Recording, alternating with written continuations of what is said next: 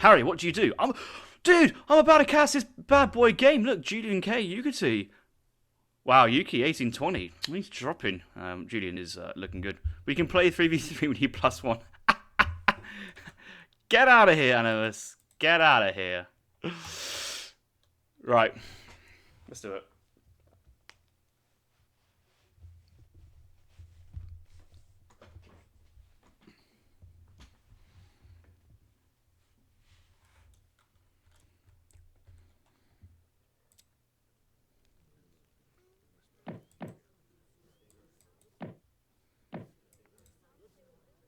Ladies and gentlemen, welcome back to another casted game on eSoc TV. My name is Harrison, and we are jumping into EZAD's Hidden Cup Tournament number 2, Qualifier 1. This is the round of 8, possibly, between JulianK, Yukietty. Might be round of 16 to narrow places down, but certainly we're in for a best-of-5 series between these two players, and game 1 will be played on Grand Chaco. JulianK, who's likely to be favoured in this series overall. Certainly more recently played, more experienced, and done very well in the previous championship ESOC hosted. We're playing game number 1 as Japan, spawning to the northwest of the map in the colour teal. Yukietty is taking my favourite civ. It's the Dutch. He's spawning to the southeast in the colour pink. Early exchanges here. Both players understanding it's a livestock map, splitting their double scouting. So Japan has double monks. Dutch has the Explorer and the Envoy. I've actually never seen this skin. I need to see it. Wow, look at that. That's a cool skin. It kind of looks like an Armor Pistolero. But, yeah, you can't really beat the default Explorer skins. So much nostalgia. You could imagine to pick up Llama number 3 and Llama number 4. But Julian actually gets the surprise steal here. I don't think he really intended that. Julian walking away with 3 Llamas. But Yukietty getting a good start on the map awareness, has 5. This man has done his map homework, his map analysis. He knows where to go to find these llamas. They spawn in 2 packs of 2 around both of the 2 ponds.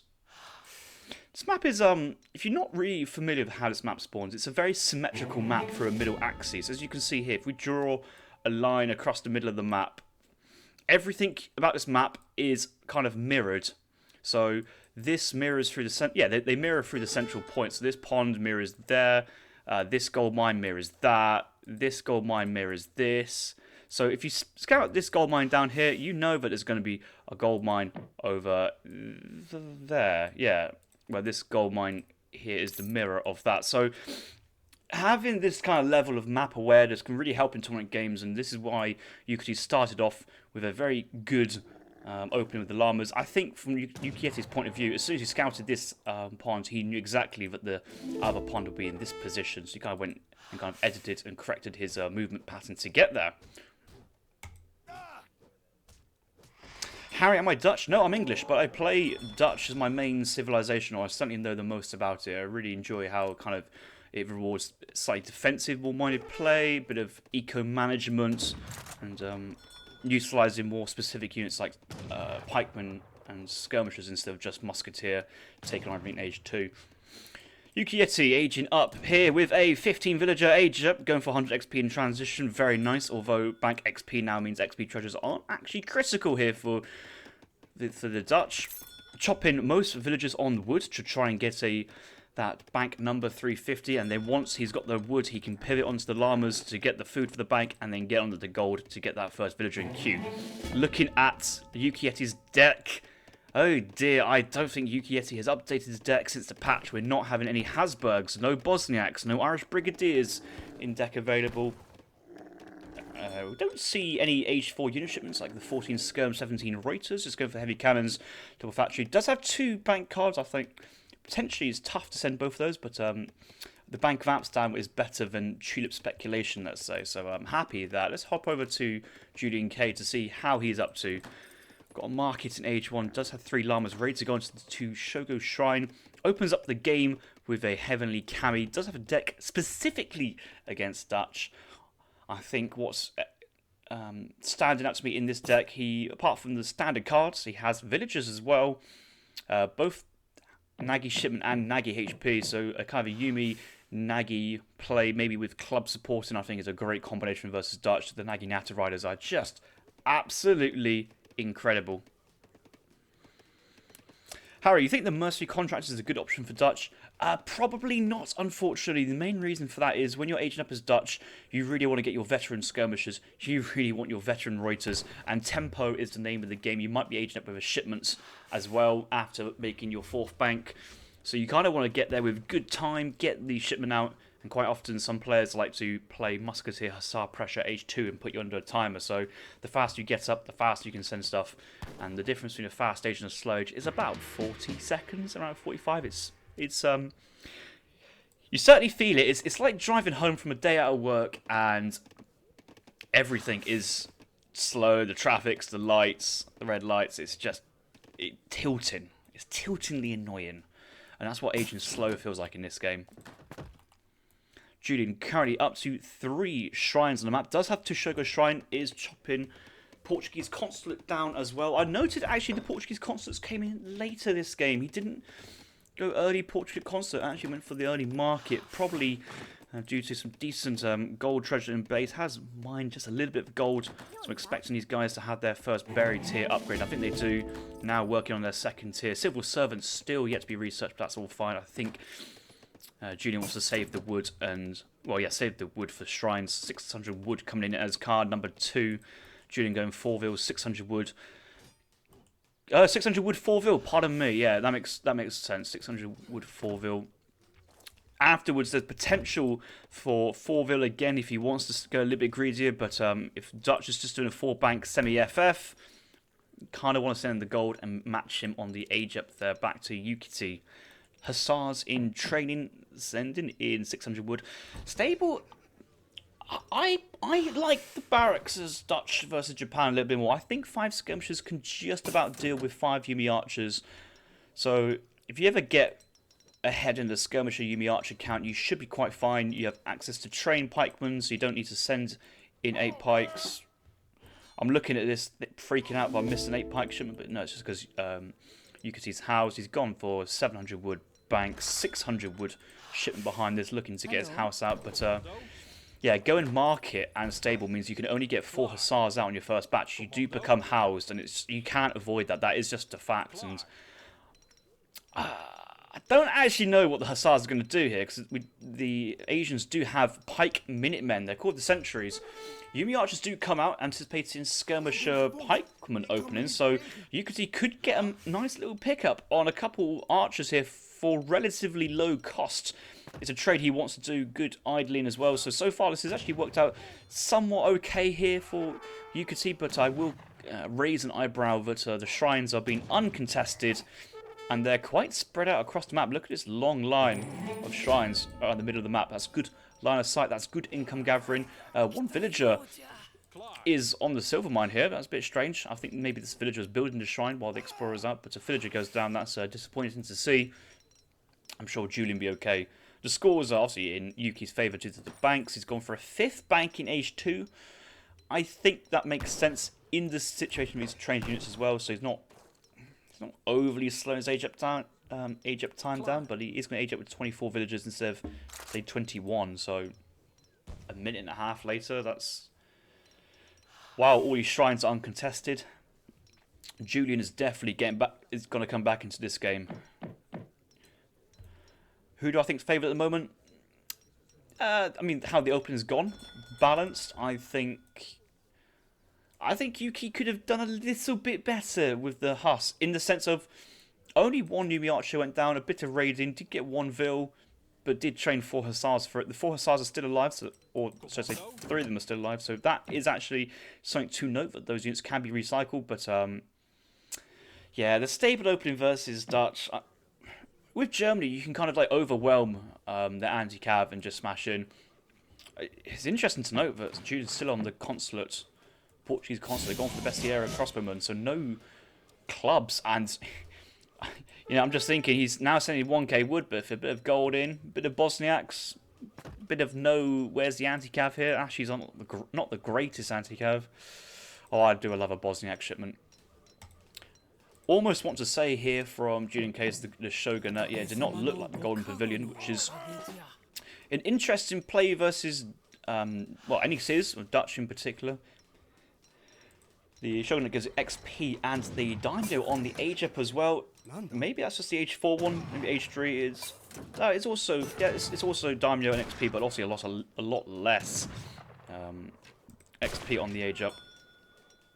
I think that XP was going to help the shipments progression going to 5 Naginatas back to back would be my initial guess of how Julian may want to play behind this, because he certainly needs to get some stuff out on the map. Yukietty is now sitting in 1k wood, and it's an opportunity for Japan to punish this from behind.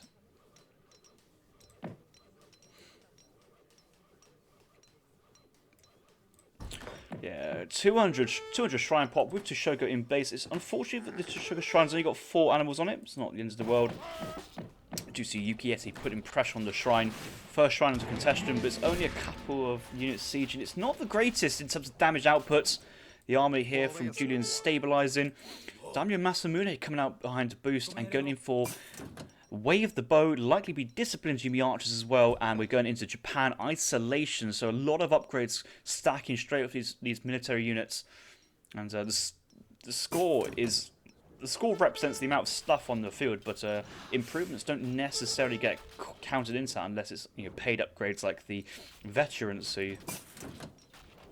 The other thing is there's still a lot of hunts on Japan's side of the map, which once a couple of shrines go down, they can rebuild up here, which buys time there for Japan. Taking down shrines is so important in the game because it's the cost to replace them is the full cost, 94 wood, and it's also the amount of resources lost while that shrine is out of action, let's say. So it's certainly worth being proactive on the map. Yeah, there's how it is, getting some decent siege onto the shrines. Explorer does scout the army. He gave a little quick look to see what stats going on with. If he was being very careful, he would see the Way of the Bow increase upgrade on the Yumi archers, but Yumi archers not actually upgraded to the veteran status. Has Julian actually upgraded the wrong unit? There may be a case that he has, but he does have 10 Ashi, 5 disciplined Nagis, squeezing in the cherry orchards in between. Yeah, he kind of needs to get that secure his food income. But the actual benefit of the Shogunate with a little bit of extra XP allows this kind of transition in the cherry orchards to be a little bit easier. That shipment progression is a little bit faster. You don't feel too kind of taken back in terms of tempo when you send in that shipment.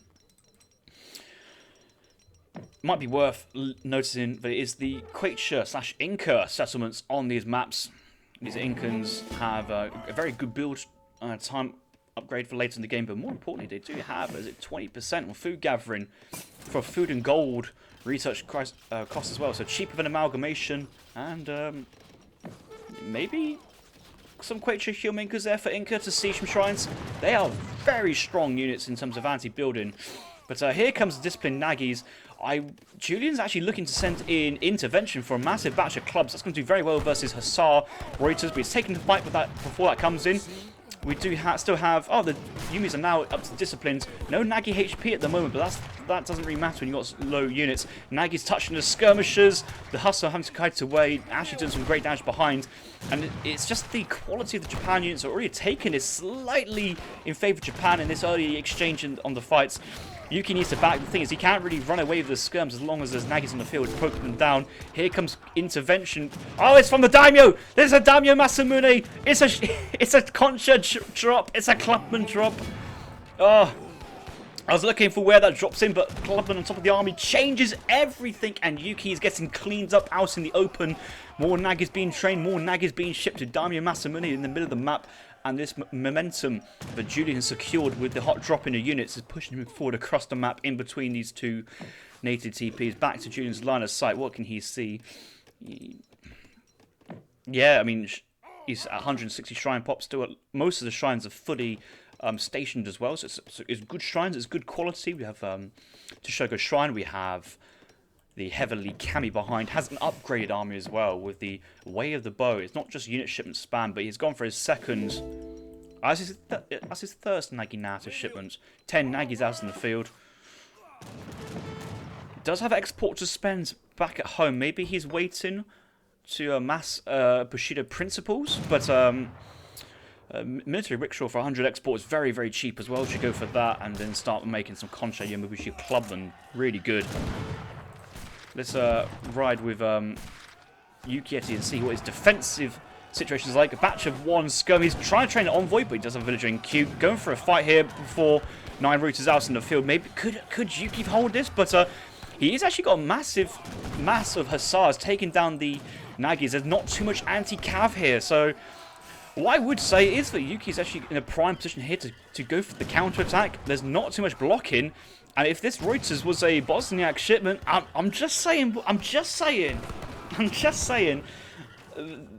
GG may be at risk of being called, but at the moment I think Julian's Yumi Archers, they are pretty strong units in all senses. He should be able to fend off these Hussars, but are these cav combated? They are cav combated. Wow. Okay, that changes it. Cav combat Hussars are exceptional. And has the counter push come back from Yuki? Does have 5 bank eco, by the way. 33 villagers on food is less than ideal in terms of resource distribution. Doesn't have 1k gold, so you can't really pivot into an age 4. You see all these units are just going across. The gold mine in base is ran out. He doesn't really know where his next mine is. I'm sure he does know where it is, but he hasn't quite got out as far, hoping that the banks will carry. But the food eco here means that the Hussar production continues. Did have the arsenal down, looking to get cav Karas, but hasn't quite come in just yet. And I think Yuki's just sat there realising I should probably not train too many infantry, just go for cav base, full cav, that is Hussar and Reuters behind. So Julian has now gone for the second batch of Nagis from the home city. His anti-cav here is not looking great. Nagi now to rise. There are hybrid lancers. They have multipliers versus skirmishers, not heavy infantry, and they're not the greatest versus cavalry engagements, but defensive bonuses here. Minutemen may get caught, but remember, no golden pavilion boosting, so the whole premise of the shogunate is starting to dwindle away. We do have the boost of the daimyo on top of the units though. But Reuters getting clean attacks on the Nagis. They're away from the Yumi Archers. More Nagis coming to the back. Overall, you know, the trade's going in favour of Yuki. It's probably the best fight Julian can hope for, but he's now at a critical undermass where just a couple of Huss just go through and ride over the Yumi Archers. Skirm's doing pretty decently behind. Yuki feeling on fire. Last game, so context for you guys watching later point, they were playing some casual games before. I saw that Julian got a good victory over Yukietty, but both players wanted to play now, both feeling warmed up. Double forward cherry orchards. No, you had all these players to drop a cherry orchard behind. I know that Julian, the treaty player, not used to fighting before 40 minutes, but cherry orchard forwards Japan is a cardinal sin. Out of all the top 10 errors in Age of Empires, forward cherry orchards is probably, I don't know, error number 15. it's not horrendously bad, but it's like every time you look at it, you kind of wince just a little. But I think there was a moment actually when Julian drops those clubmen off at the daimyo. He thought that he might have actually had a big win. Maybe that might be the actual thing there for Julian. He might have taken this engagement here a little early, knowing that he had an anti-cav shipment being dropped into the middle of the fight. He could have waited for that one to come in a little bit earlier.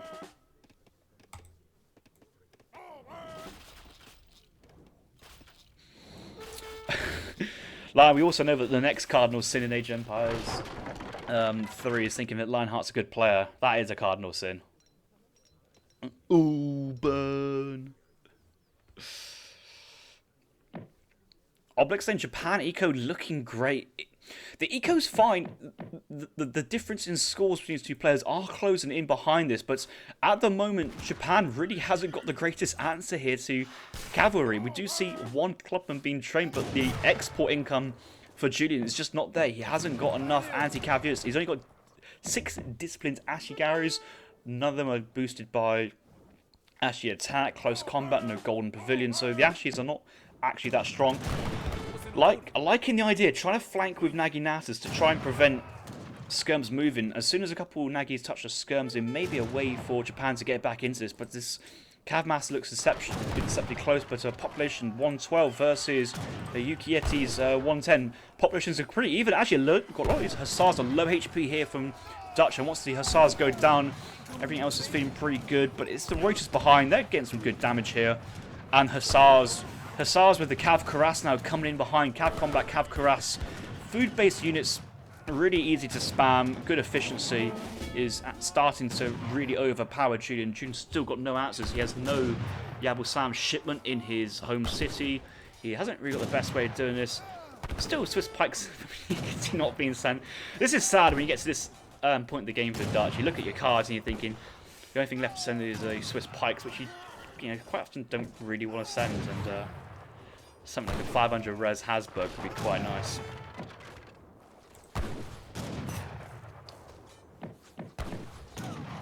I have no idea where those Reuters. Oh, they're chasing the Daimyo Masamune. Survives with 29 HP. Good control there and really good bait. That killed a lot of Reuters off. And the lack of Reuters and just 3 Nagis is not a lot, but just 3 Nagis actually could be the critical amount to clean up skirms. Daimyo Masamune coming in. He wants to boost his Nagis. He knows how important this is. There is only a couple of Reuters. And Julian declines the trade, but let's note we do have halberdiers left and right sieging, and if other things in this game are being forgotten about, let it be known that these hero halberdiers haven't necessarily been in the fight, but they have cleaned up the economy, and Julian could have had another 10 units if he still had full shrines, but he didn't, because Yuki has outplayed and played really well that game, and it gives me great honour to give him that point there. Well played, Yuki. He leads the series 1-0. No! Don't give it to Julian, give it to Yuki. There we go. That's better. That's a really good game. That was a really good game. I still stand by the opening stable there. I didn't think achieved the results that Yuki wanted. But aging up with 5 banks, buying a little bit of time with the 5 Huss into 1k wood and just playing from there, managed to play really, really well. Identifying Vet Hussars, Reuter combination, really strong, boosted both of those with the Cav combat. That was a high level game. You can tell that was a really high level game because even Julian pivoting with the Shogunate to H3, going for the clubman drop on the Daimyo in the middle of the fight. Top level players. There's so many players who just go Jishogo, Golden Pavilion, Ashi Nagi, and just kind of just jam everything in and kind of cross the fingers and pray. But that was a good, thoughtful play from both players. It looked like Julian had it, though. I'm going to say, it looked like Julian had it, but me took the fight just a bit too early there. Got to look at the post-game here. That was fun. Villager population. Just a 4 Vil shipment here from JulianK. Not over greed in terms of Vils, but I'm sure he went 600 wood, 4 Vils, 600 gold for the age up. So kind of a standard semi-build there. Obviously, it's gold eco, that doesn't really matter too much. Julian has as the game goes on, Julian has a better rate of income of resources until all the shrines go. So as if the game went on longer and longer, Japan would have definitely come back into it if they could hold on to their position. But you can see the buildings, just the shrines. It wasn't that Yuki straight away in H3 went onto the shrines. I think he got out some other units, and then once he felt somewhat comfortable that he could prolong fights, that's when the halberdiers were coming out and starting to siege the buildings and just keeping that map awareness. Julian trying to rebuild, got up to a decent level, but the halberdiers still alive, sieging more down, noting the shrine HP nerf in recent patches. Military population, JulianK taking a great fight there in early age 3. This is the hot drop of clubmen, I think. It's like, he might have trained some more units, but there was a drop of clubs in one of these fights. Yeah, most of the army from Yuki was being trained elsewhere, and towards the end of the fight, it might be one of these, but it certainly came after one of the massive spikes. And this might be this is probably the fight actually in Yuki's base. Yeah, this is the first fight in Julian's base. Decent batch. Yuki kind of pulls out a little bit and manages to escape, but the amount of Huss on the other side, Julian kind of ran out of anti-cav. We didn't really have any anti-cav. His anti-cav was Yumi Archer and Naginatas. Yeah, no, I enjoyed that one, and that's the first game, the best of 5. We'll move on to the next one. Lion, what is it with you and the Bosniaks? I'm Mr. Bosniak. You're not I'm Mr. Bosniak, okay? Only I can say Bosniaks. But yeah, no, that really annoys me when players don't update their decks after patches. It kind of gives the sense of like they care but don't care. You know what I mean? Like if a new patch comes out, I'd certainly be like reading about the civs I play and like really thinking, like really overly and analysing what's going on. But to not have either of those two shipments, I think, is a bit of a shame. Because also, you know, Cav Combat Bosniaks. Cav Combat. Say no more. Say no more.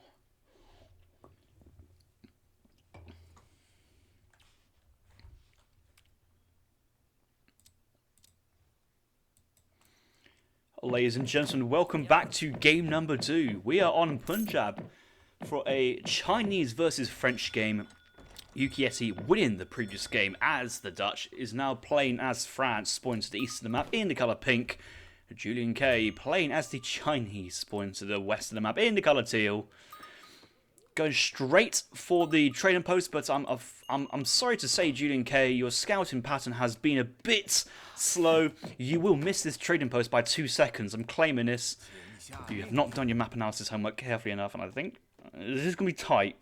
This is going to be really tight. Oh, he might actually get it. Oh, he's going to get it. I can't remember which trading post. There's like a critical trading post. Like you need to dive bomb it straight away to get the first pass, and I think it might be this one down here. Is possible. Yeah, it's possible. Okay, yeah, this is very safe. I'll take that back. I'm sorry. I'm sorry. I'm sorry. I'm sorry. But both players diving for the early TP. Actually, Chinese player scouting 100 food. This is tough. This is okay. So Julian wants to get his village down. Village is 180 wood, so you need to chop 80 wood in transition. He's scouted 75 wood, but he doesn't actually know whether he's going to get housed or not. So he's like kind of got some wood chopping as insurance policy, but he really wants to use this wood to stop him chopping. But if this gets stolen by the French explorer, then China basically just resigns if you kind of commit to wood treasure. But now Julian just has 67 spare wood, which is not what you want in Age 1. And also Ford Village. Damn, what is Julian and his building placement? If you've watched ESOC many times before, you will know that China, with 20 population villages, they need to protect them with their life. They are critical to how well the Civ plays, and they need to be built defensively behind your town centre. And I appreciate maybe covering the gold mine, but even there would be in a better placement than there. I guess he's doing a forward wall. I don't know. Maybe Summer Palace here might actually be a really nice wall. It'd be tough to say. Maybe I'm just ingrained of putting villagers uber defensive. 60 gold being taken by JulianK, but neither player accepting the 100 food treasure early mid map. Could just be JulianK playing big brain here, thinking he's got some livestock usages. He could just eat a couple of these to age up. Obviously, this goat will need to be eaten in Age 1. It's just the way you do it. Oh my god! I was looking at the export thinking, okay, so the export says he's about a 170. Wow, that's a really fast concert. Did you get like a 200 XP treasure? No, Julian's gone Tea Leaves card 1 and Tea Leaves into Russian consulate. What are you doing, brother? No, I don't like that. I don't like that at all. And I've played lots of China recently. If you did Tea Leaves into Advanced Consulate and kind of go French Consulate, German Consulate, kind of works. Hey, boy. I've got a cat on my lap. No, don't sit on my lap. I'm casting. It's not a good time, lady. Do you guys hear that? Alright, back to the game. Yeah, it looks like Julian's been gathering quite a bit of gold treasures on the map. He's sort of that macaque treasure, prioritising the coin. So I'm confident to say this is going to be some sort of fast fortress here from JulianK. I suppose the not going to Ville does save you the shipment, so he does age up near enough with 2 villagers, but It's going to be a while until he actually spends that. No 300 export in deck. Has Mongolian Scourge. I really don't rate that. I don't rate that card at all. But it is. I'm going to let the cat out. Pardon me. Come on. Come on. Come.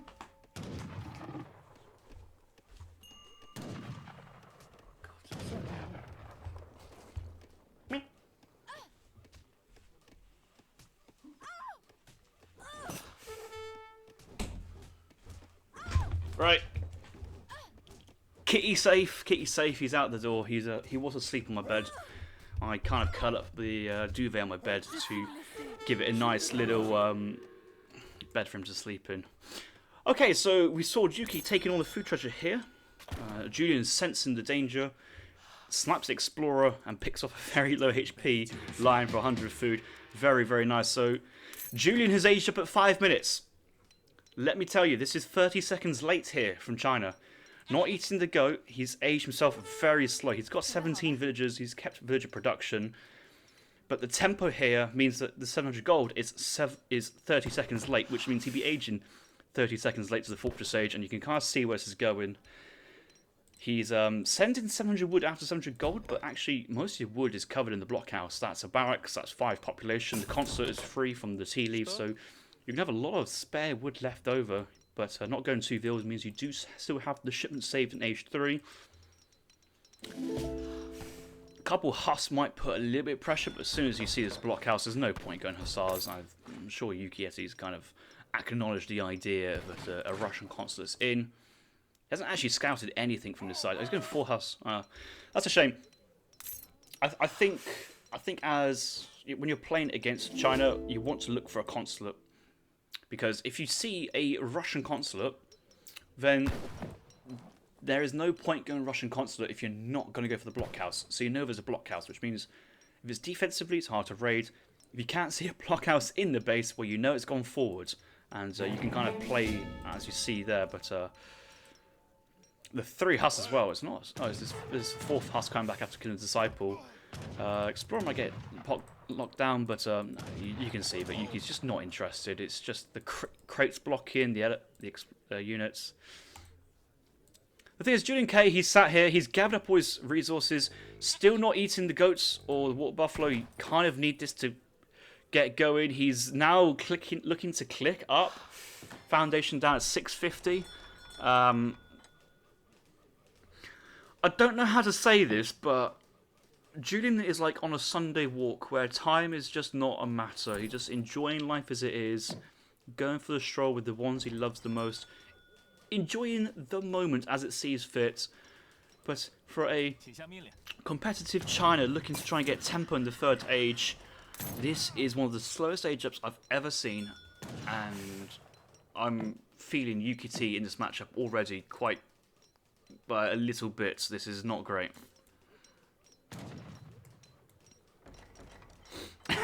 Maynard, yes, the United States Civ has been accidentally locked for a lot of people.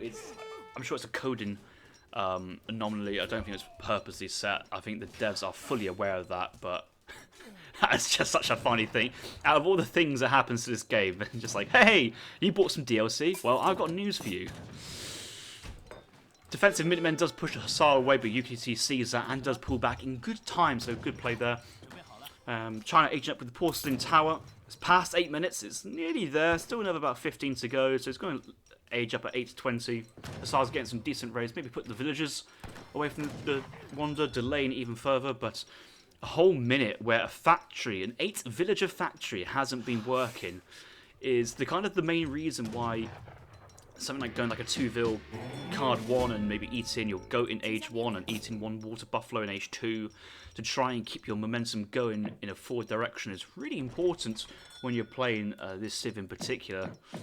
He has 2 shipments. He's going Arquebusiers into Intervention, likely to be Intervention Musketeers. You see he's taken off the Russian consulate flag now to try and put it onto the British. But Yuki's just got time, and I think he's got time to try and get some Cuirassiers out, maybe a couple skirms. You don't really need too many goons in this matchup. A bit of everything, really. Two Falcons is certainly a good play versus China. I know that sounds a bit dodgy, but if you can force either their Chinese cab to dive in, or you can force a defensive mortar shipment, which he hasn't got. He's gone for iron troops here instead of the mortars. Yeah, I think these 9 cards are like set in stone, but the 10th card is either iron troops, hand mortars, or the Beiyang army is what I feel. Smoothie King FPS. When's the 40-minute treaty tournament? I don't know. I don't really care, to be honest. I actually know if one's been announced. It certainly hasn't been announced on the eStock platform, or I'm aware of. Probably Treaty Knights hosting. Oh, a 5 Gracier batch. Okay, Redcoats do come out. There's a decent amount of army here. That should be a decent trade. Certainly, the number of skirmishers here likely to be favouring France just a little bit more for the time being. And once these buffaloes and goats get eaten, I think position will be restored back to even ground for both players. Yuki having a bit of momentum here, but try to dive into a Chinese base around these villages, buildings, small alleyways. It's really tough. You see his pure Hussar getting stuck between 2 water buffaloes as well, and Yukietty's like, yeah, no, I can't engage that. 5 Beetle Hammers coming in the next card behind. Yukietty sending in 1k wood. Trying to take us a little bit longer into the game. A couple Dragoons coming out, anticipating the 5 Beetle Hammer shipment behind. Early exchanges. European skirmishers outclassing the arquebusiers. Still low numbers, actually. The arquebusiers should probably want to try and push that a little bit more. Julian keeping his true canoes with his heavy infantry mass. I think he just wants a pure skirmisher control group, and everything else is just bundled into one. Yeah, a bit of housing issues here from the French players, so you can just focus purely on the wood and gold. As you see, he's going to move up here for some deers, some mines. A lot of resources down to the south, actually, might be where he wants to go. I don't expect to see stage coached or trade routes set up, but the explorer being pulled back is just he wants to put a town centre mid-map. I think at this point, when you've got most of your infrastructure set up, he's already got a stable on racks, I think. One town centre may be fine, but it's kind of this moment in time when you really wish you had sent like 3 Cuirassiers or Falconets, and Julian has forced the engagement here. There's no way Yuki gets out of this with his skirms alive, so he has to turn around and fight, and there's a lot of heavy infantry balled up in here, and the forward movement there from Yuki instead of the shooting. Is that move gone wrong? Pikes on top of the cavalry. Not many Cuirassiers. They were, remember, colonial hussars, so not the greatest cavalry units. Musk's getting great damage behind, and Yukietty's sending 1k wood for TCs. Oh no, he's got 1k wood just sat there. He doesn't need any houses now because he lost his army, and that is probably it. Yeah, GG, and questionable build, but really good use of double shipment of that extra shipment and building placement in the city, kind of just buying his time. Is this the new build? Kappa is trading 2 Vils for an extra H3 shipment to replay. I think what's nice there from JulianK, yeah, he identified that with a build like this, especially going in for the 700 wood and the porcelain tower, he really needs that extra military shipment H3 to kind of stabilize his position.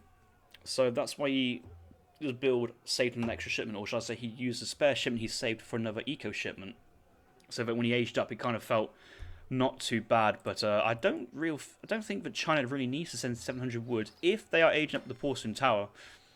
And at that point, Julian could send back-to-back shipments of his skirm, his intervention, his meteor hammers, and maybe his repellent volley or Changdao's. Or at this point, looking to probably save for Manchu would be a good suggestion. This just makes me sad. Like, I'm a 1600 player, 1700 Edo player. I see a fattened gout. I see a fat goat in a 2k plus player not being eaten. I'm like, it's 300 food for free. Eat it, please.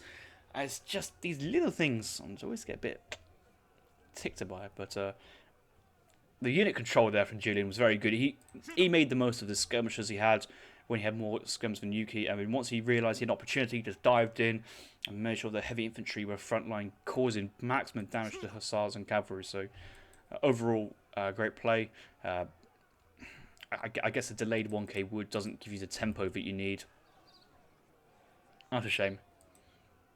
Maybe second trading post as France versus China, if China sat in base, could allow you going. Yeah, the 4 Hussars didn't achieve much here versus China, so I think you either commit to the Hussar play, like Muscus, or just go for a faster FF with more eco, maybe get in. Yeah, second TP, get a church as well, amalgamation stuff, something like that playing. We'll move on to the next game. Don't worry about the micro, eat the goat. If you eat the goat line, you can Z move all your units and you don't have to worry about micro. That's what I'm saying. That's what I'm saying. Let's give points to Julian. 1 apiece. Best of 5.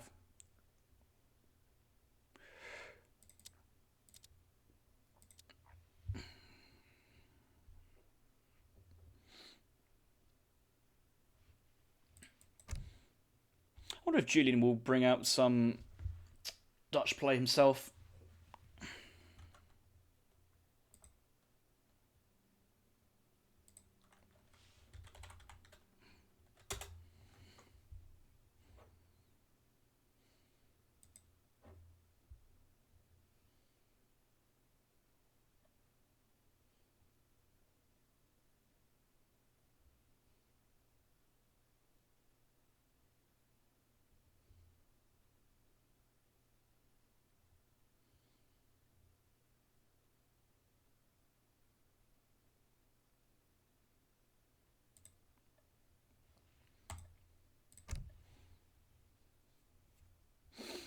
Dr. Jalipper said, are they nervous? They seem to play worse than normal. Well, if you watch the first game, that first game was fire. Both players were certainly warmed up, and I think game 1 showed the best of those players. I think game 2, there was things you could look in, and maybe you wouldn't go for the same positions every other game. But tawny nerves is a thing. Maybe playing defensively is more of a thing in a important game.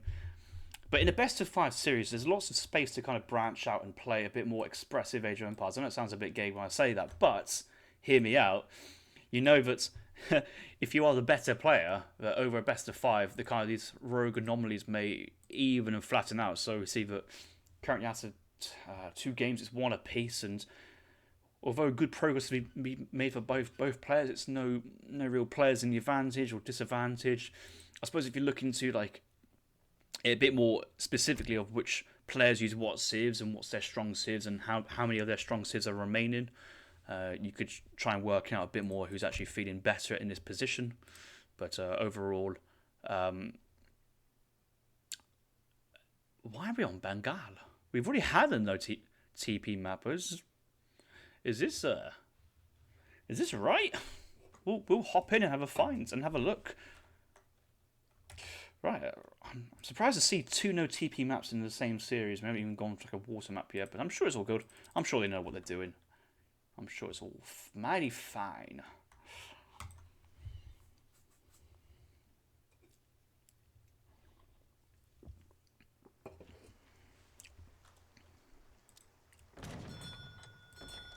Wow, I haven't seen this map in months.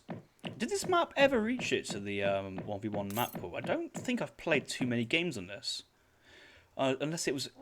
Yeah, no, I've a feeling this map was present in maybe the earlier rounds of the map pool back in like the first iteration when the game was released, when it first came out. So no African maps, no new South American maps, no European maps. Interesting. Well, anyway, ladies and gentlemen, we are back in game number 3. 1 apiece between these 2 guys in the best of 5. Julian winning the last game as the Chinese, defeating Yuki's French. Now playing as the Aztec on Bengal, a no TP... Oh, Bengal, should I say? Yeah, Bengal sounds better. No TP map. Yuki here playing as the Russians, spawning to the northwest in the colour pink. Another civ, I won't say famous, but known for playing on no TP maps. This is like the classic annoying, you spawn on the map with elephants. I I don't miss this at all. I'm not going to lie. Starting elephants. If elephants are just starting to hunt, that's so awkward. Oh, just look at this. This where's he off? Where's Nelly the elephant walking off to? This villager's thinking, oh, for fuck's sake, come back. Come back here. Where's he going? And when you heard them, they don't even move that far. Oh, this is 2k elo herding for you guys. If you think your herding suffers at low HP, at low elo skills, but it's also tough for... Yeah, what does this build do? You can't shoot it again because it's still charging. He's gone the other way! He's done it! Oh, he's killed it! Oh my god! Julian! So, yeah, welcome to the Zeus drag box theory. You need to have all your resources in this box area. Yeah. That's brutal. To be fair, I think at this point, he's just given up, hunting it back. It's like, you know what, this villager should just sit here and gather food. But 400 food remaining, and JulianK doesn't really have 400 food to go, so he will need to eat a yak. I don't think he's identified this. Yeah, he's on berries. Yeah, he used to eat a yak as well. Oh dear. That's oh, right. Calm down. Let's go again. But I'm glued. I'm glued to this. Anyway, Aztek's a great civ these days for no TP maps because of the fire pits, still having great XP income, and also recent players have had great success playing Aztek on the ladder. Some say that Aztek are certainly in like the upper 8 civs, 7 civs, 5 civs of the game. They're doing very strong at the moment. Russia's a little bit down though, so, and even after the last patch, I'm not really too sure where Russia's at, and in this matchup in particular, I'm not really feeling it from Russia's point of view, but we have to see. We do see 2 villas crossing the map, looking to go from a mid-map blockhouse. They should be able to squeeze a blockhouse just about here. It's going to be close. He does have the wood for the foundation for it, well, he did, but he's now dropped down a market. Sending a 3rd villager, but likely to herd this Nagali back to the town centre. And yeah, some villagers finding a dead animal this far out. Julian managing to click up in the end though, so crisis averted. Now sent in Kalmakak, ships 1 warrior priest, and your next council member you research, or researching which age up twice as fast. I really dislike cards which affect text being researched. Like if you're going to send this, send it before you click up. This is just one of those cards which just makes Aztec so much stronger. I think this is the one card which makes the difference. Because out of nowhere, like Aztec became like a super great civ, but everything else hasn't really changed too much about the civ itself. So it must be these H1 cards, the Kalmakak and the High Priest of Zilitiliton, which reminds me of the Widgie clip on his Twitch where he tries to say that he just can't do it for like 5 minutes. I mean, I can't do it for 5 minutes. I'm not going to attempt it again. There's a little funny video clip on his Twitch. Certainly do check that out. But yeah, 50% Explorer combat in the 3rd age is just insane when he sends it later on. Doesn't have smoking mirrors. Does have a full rack of 10 cards in age 2. I think he identifies that when he's playing versus Russia, he may need to stay age 2 and can't quite afford to go up. A forward war hut, though, is tough. Okay, this no guy hunt spawning on the other side of the wall is tough there for JulianK. He's only really got 1 hunt, 2 berries, and 1 elephant remaining. This is a bit tough to get. Double blockhouse here for Yukietty. Playing safe and secure. Did he go 700 wood first? No, he's gone 5. He's gone 5 Cossacks first, but he's already got enough wood for a blockhouse. So I guess he's just chopped quite a bit in transition. Does have hunting dogs already. No strat's going to be trained here for Yuki for at least a short while. While he's short down, 1 villager does go down. A couple of coyote runners do come out. 1 Cossack looking to snare, but actually he's going to turn back and take the fight. 5 Cossacks versus 5 coyotes. The Cossacks should just about come out on top. But TC Fire, the Explorer as well. Actually, no TC Fire here, and Yuki's picking a good trade. This is not a fight I wanted to take with Julian. You're now down in momentum, and the Russian mass, that initial push of Musks and Cossacks has actually left Russia in a very good position here. 5 more Cossacks coming out, or coyotes, should clean up the Cossacks, but the Musk's still alive, and actually if the forces join in, it should be a trade. Might not be a win here for Russia, but it's certainly a trade they want to take, and the Explorer going down, that's 100 XP. Russia's sending in 4 Cossacks now behind. Another batch of 5 musketeers being trained. So far, momentum looking pretty decent for Russia. These are the trades that Russia needs to take. It's not the winning, it's just the trading. And a couple into melee. Coaches go back. And, this is not great. This hasn't been the greatest opening here from Aztek's point of view. The herds in between the town centre and the war hut. It's not a quick garrison. It's a bit of idle time to get it back on. And Mace Sultans do come out here from Julian. So we've managed to send the 10 Mace Sultan shipment. Was it the 9 and 8 these days? It might be 9 and 8. Yeah, 9 and 8. Musketeers firing the Coyotes. Cossacks jumping onto the Entente Slingers. There's no Minutemen or classic Minutemen from the town centre there. There are Minutemen from King Plaza, but Julian's not spamming them. Maybe Julian is a little bit off the fire pit meta. But as soon as Yukietty sends in wood and starts transitioning into Strelets, I think that's when we're going to start to see a bit of a downfall here for JulianK. Strelets do very well versus Aztecs. Wood does come home as well, so 600 wood behind. Oh, it's 700 wood. Oh, yes, this little one down here. 700 wood. First batch of Strelets is on queue, and everybody at home, I mean, everybody is on food. The second elephant, much better herd in here from Yuki. We do see steel traps being researched now. A bit of housing here will come in from that behind, but forward stable as well. Double blockhouse. It's a nut that Aztec will struggle to crack. I do like the Coyote Mace mix instead of going forward as a Coyote Mace or Pike Coyote. This is a nice little play. Maybe going for the Jaguar Prowlers. Big button can really help the push here from Julian. Although the units are good, there's no siege, so this is kind of the problem that Aztec has. They can kind of win the military or they can win the siege, but they can't do both. And I feel that's where Russia's going to climb into this one. Julian's position here, he sent double Mace shipment as well. No Forville has been sent, no free warrior priest. So you'll be mistaken to think that this is some sort of like aggressive rush build that Julian's gone for. But this is like defending, hanging on for the edge of your life type build so far from Julian. Trying to secure map. Score's looking pretty decent, but if your score is relatively comparable to Russia, you're going to have a bad time. Although if Russia engaged right now, I think it would get cleans, like hard cleans. So something that Yuki needs to think about. Maybe a third blockhouse here. Sounds crazy, might actually be the play just to secure his location. Blockhouse maybe on this hunt as well. So 1, 2, 3 there, or 3 there. Or, well, 3 there would be really good. But you can kind of see that I think Yuki's identified that this is where he needs to put pressure, secure, and he needs to do his best to try and make that happen.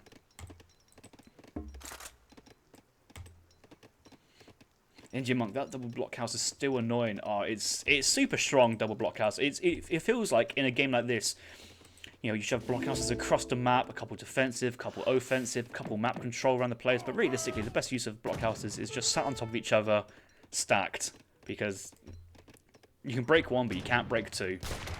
But you need to commit hard if you're breaking. Aztec pushing, not a lot of follow-up here, not a lot of other units. Coyotes is diving in. A couple Cossacks though. A full batch of Cossacks from the stable here from Yukietty. They're going straight into the Mace Sultans in the back line. The Explorers sieging the thingy. Coyotes going down.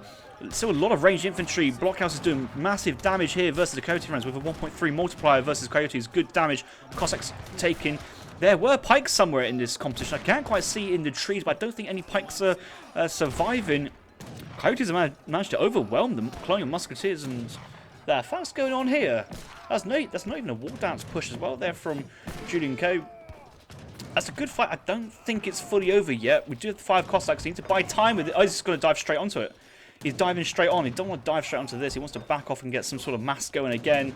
13 Strelets, if they come back in now, might be able to take something, but the blockhouse is certainly trading out. 32 villagers here for Yukietty. We noticed that Julian's on 28 villagers, so slowly the battle of attrition may win, but 13 Stroll shipment forward after no kind of other Cossacks to back up and help is going to be a bit awkward. What the hell has happened here? Not even any Coyote combat here from JulianK. Just massing on unit shipments galore now, following up with the 3 warrior priests. Where the hell have they gone? They've I don't actually know where they've gone. Oh no, they haven't been sent yet. My bad. I note that there's a fight here. Maybe if Yuki could have pulled back into this little choke point, that could be really, really good. But even still, the two blockhouses have done so much damage and still continue to do decent damage. Will require Yukietty to drop down more defensive buildings. He does need to secure these two places of herd and hunt. This food won't last long. But otherwise, yeah, the fight the fight was definitely won there for JulianK, but the war is not even close to winning because now Russia's back up to 10 cav. Julian hasn't got any pikes. Can't really siege the blockhouse. It's been repaired. Both have been repaired. You should try and repair both if you can. Musk's coming out as well. I think he realised he needs Musk Cossack. Gold being sent behind, that's going to give him a full batch of Cossacks if he can. And actually, Musk and a full batch of Coss here would do very, very well. Snaring behind with the Cossacks. The Musks do come out. And although, again, Aztec should win the fight, the blockhouse is still standing. The economy from Russia is growing. The trading's happening. Yuki's like a little banker on Wall Street, just trading away, just trading. Okay, that wasn't... Okay, if those 5 Cossacks in the fight would be a better trade. That is true, I know. But the principle's there, right? Oh, okay, he's got a defensive wall house covering the villas. Oh, the Cossacks, I know there's it's tempting to go for the village, but you need to clean up the army first. Realistically, he's just buying time. He's just running for the bait. Oh, did he just kill Macaque? What did he just kill? That was it was the Eagle Scout. Please just sack one Cossack. Do not get trapped away from the block. Oh, Coyote's disengaged. Where are the Cossacks going? Oh no, Yuki, no. Oh no. Ah. Goodbye. I mean, he's kind of trained Musks and repairing his blockhouses. It's not. It's just. There was a way he could have pulled back there, and losing 5 Cossacks like that is brutal. But starting to see villagers get exposed on the map. Their hunting positions get more tough. Musk's going for a little cheeky walk down, and more Cossacks being trained behind. The thing is, this is the remass on the gold. You kind of need more of a bigger remass in there. Imagine the 5 Cossacks in the back line now, but always minute musketeers into melee. Coyote runs with their Coyote combat. I think it's Coyote combat. HP and speed, I believe, is the order of the day from that card. Has enough, but wouldn't have been enough if those Cossacks survived. Not too many Coyotes remaining, and again, the trading continues. The blockhouses have been super annoying. If it was Lionheart playing Russia, he'd only have 1 blockhouse. The blockhouse would be sieged. The game would be over by now, but defensive buildings is the gift that keeps on giving, and yeah, there's low HP Coyotes here, so this trade's not actually too bad, and the army has been near enough whittled down. More Coyotes being trained, but these cost wood. They cost wood, and he hasn't got too much of a wood base to go. Oh, I thought they cost way more wood than that. That's actually really strong. I thought Coyotes were at least like 50 wood apiece. 10 dancers on the fire pit. We're dancing for war at the moment, not warrior priests. We do have 5 here, 5 villas as well, keeping guard. But not much follow-up with the XP. Could spam pikes and infinite 600 wood. Cossacks need to be pulled back to the defensive buildings. He needs to get that mass going. And probably now this is when we start to think about that Strelet mass here from Yuki. Just starting to get those units rolling. Dr. Jalippa saying that Aztec's now in a tough position. Yep, I agree that Aztec's in a tricky position. It's not lights out for them just yet. They do have still the big button towns, and so I think the Warhuts have a... Is it Pike? No, that's yeah, they do have Puma Spearmen, but it's not worth it for the time being. Not even... Oh, it might actually be good now. 15 minutes? Oh, it's every 2 minutes. Oh, it's fine. I always remember Aztecs having like a big buttons per 10 minutes, but I think that's actually the Iroquois who have to do is juicier big buttons. 5 Cossacks were looking to chase down Coyote. Why are you doing that? You're going to lose your Cossacks. You know, hello, these are not Hussars. That's not a trade Yuki should have taken. I think Yuki needs a course in unit evaluation. But a lot of them were low HP. I'm sorry, I hold my hands up. I made a mistake. If they were full HP, there was no way those Cossacks win that fight. No way. We do have Boyars in though, so actually the quality of the troops here from Russia, the Cossacks and some Strelets, increase more musk, more Cossacks being trained with just a decent amount of wood from distributors and behinds for more. Well, another blockhouse really. You don't need a second stable. Or a second stable would be very nice. Finally seeing the first warriors coming out. Loaded them, but they're on low HP behind. Still good exchanges. That war hut now under threats. 200 Did Julian age up with a war hut politician? I think he did. Yeah. I think versus Russia as well. It makes perfect sense to get the war hut built by a wagon.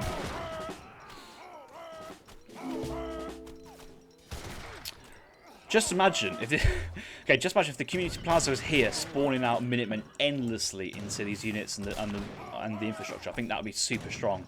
But I think Julian's coming around to the church, the temple, the worshipping of the fire pit.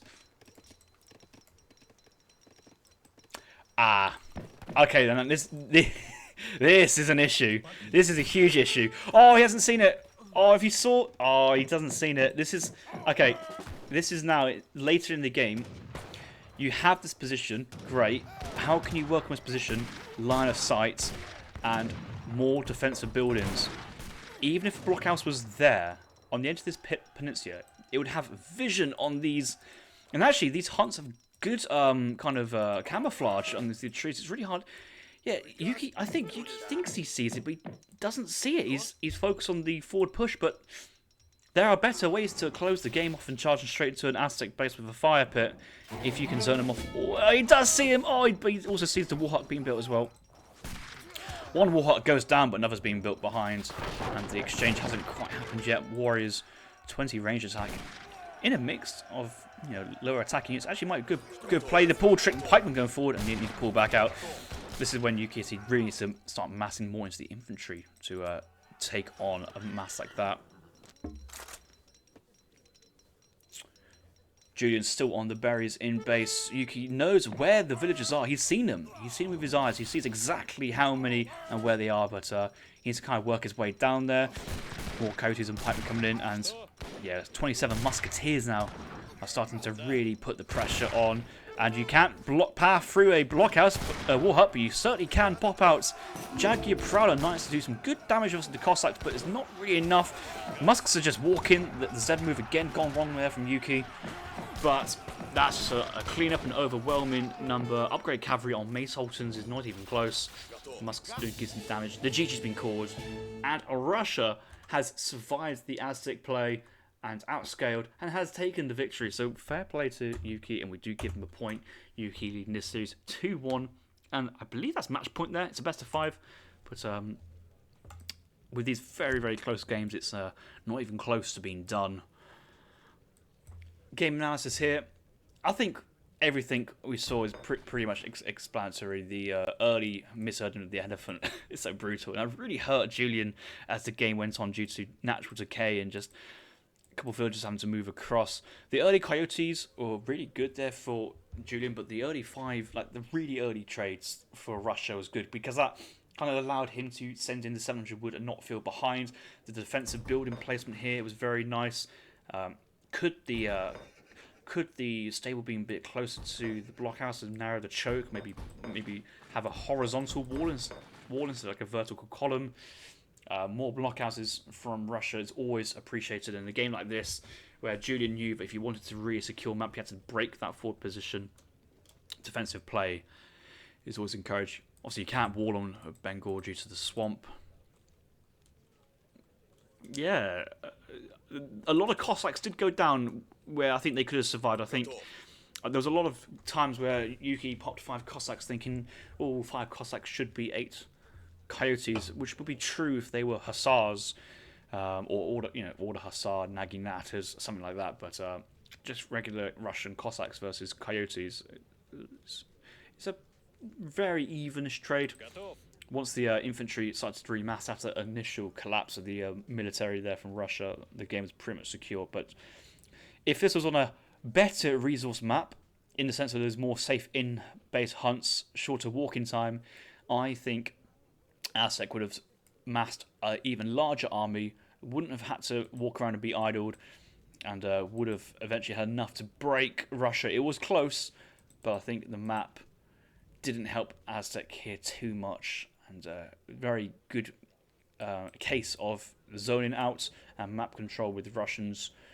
Sometimes games don't have to be done in 5 minutes, but if you can enjoy the next 10 minutes, is even better of a game, and that was a good one.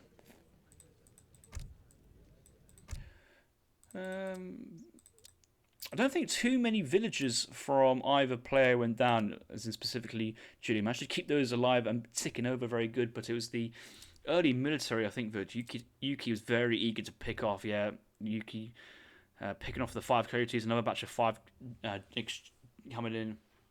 Which, these are cheap units. The coyotes might have been a shipment of 5 coyotes coming in early on. So, no, it was just being trained, actually. Because the first thing was the wood shipment coming in from Aztec. That first fight, equal military population, obviously Aztec units are far superior, but even as Russian numbers are low, the blockhouses is just eating away into Aztec's army, and then once we started to get more batches, this is the remass on the 700 gold, I think. A couple of Cossack Musk taking exchange, and then the economy just started to work better there for Yukietty. Probably the income resources will show us as well that, as the game goes on, Russia's just feeling more and more comfortable. I did notice as well, it's worth pointing out, I did see that there was a spice trade in there from Yukietty. Very good to kind of send this later on. I don't think sending it early is good. Sending it later works very, very well. He did that, and his economy was very strong. 1.26 food per second there for these villies. Aztecs with no steel traps. Well, you can't see because they've stopped, but it's 0.84 with the hunting dogs, I think. And yeah, these guys on berries. So overall, a good game. I enjoyed that. We'll move on to the next one.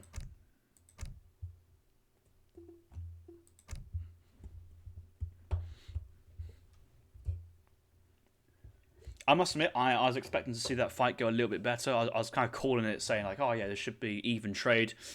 But that was a pretty decent cleanup. And Yuki did very well to get back into that, I will say. At that moment in time, it was very tempting to see if the GG would have been called, but I think he understood why the blockhouses stood up. There was a way to get back in. And he did a very good job of repairing them as well. I've noticed that. As soon as the repair was available, prioritise that. Obviously, it's better to repair a blockhouse than it is to rebuild it. 2-1 to Yukietty. I think we should crack on. Let's do it.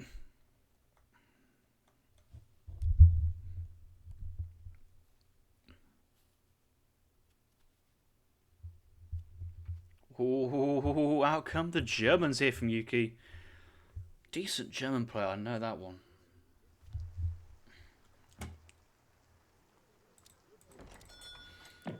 Ladies and gentlemen, welcome back to game number 4 of this best of 5 series between Yukietty and JulianK. Yuki leading the series 2-1, winning a great game last game on Bengal as the Russians, now playing as the Germans on Florida. I think this is a very explicit pick, a very good choice, and the reason I say that is you start off the market, you have access to some good crates, you can buy at the market for another batch of wood, and Yukietty is going straight for the H1 trading post. That TP Traveler is now paying JulianK's base a little visit. Yukietty realising that when he's playing on the southern side, he has enough time to go for the trading post closest to the respawning of the line, and actually I think we'll get his first shipment of 2 setup wagons much, much faster. So nice little play. I know a lot of people love playing Germany on this map before this market starts and for the early TP. And we just remember the days back in RE, TAD, EP as well, of the famous 200 would start there for Germany. And how that was considered incredibly strong. Julian playing as the Haudenosaunee Iroquois, spawning to the northeast of the map in the colour teal, working on a double pirate treasure. Has converted one, but has decided to stay and carry on with this. Might have been worth converting the pirate, moving on to another treasure, picking that treasure up, and coming back to convert the second pirate. These are very strong units for converted treasure guardians. Massive 265 HP with a 30 melee resist. Even if these units are used to just defend from Uhlans in the second age. That's certainly better than having villagers defend from them, which, you know, you don't mind if a parrot goes down, but you do mind if a veal gets picked off. Maybe a fort. It is playing with the Civ, with the, what is it, the Travois building. You have the market as well, so maybe if you do have lots of coin, you can buy wood for the longhouse. The Travois will go down here and build the dock. Docks come down. 2 fishing boats have been trained so far. I'm expecting to see many more being built here from JulianK. Around the 5, 6 fishing boats as the game goes on.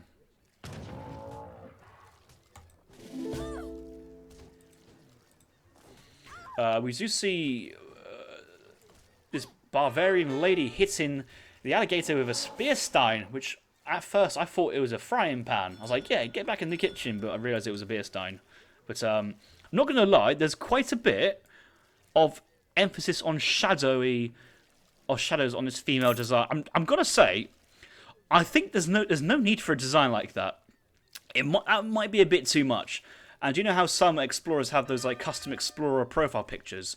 I'd be interested to see what the profile picture the developers would give this character down here. And you see this standard explorer skin. The arms are folded across the chest. I'm just saying I wouldn't want to comment on what that would look like, but Jesus saying Harrison the sexist. No, I'm not sexist. I'm just pointing out artistic stylistic design. Oh yeah, the frying pan. Okay, that's pretty sexist. Hey, I cook a mean breakfast as well. Now frying mushrooms as well. So that goes both ways.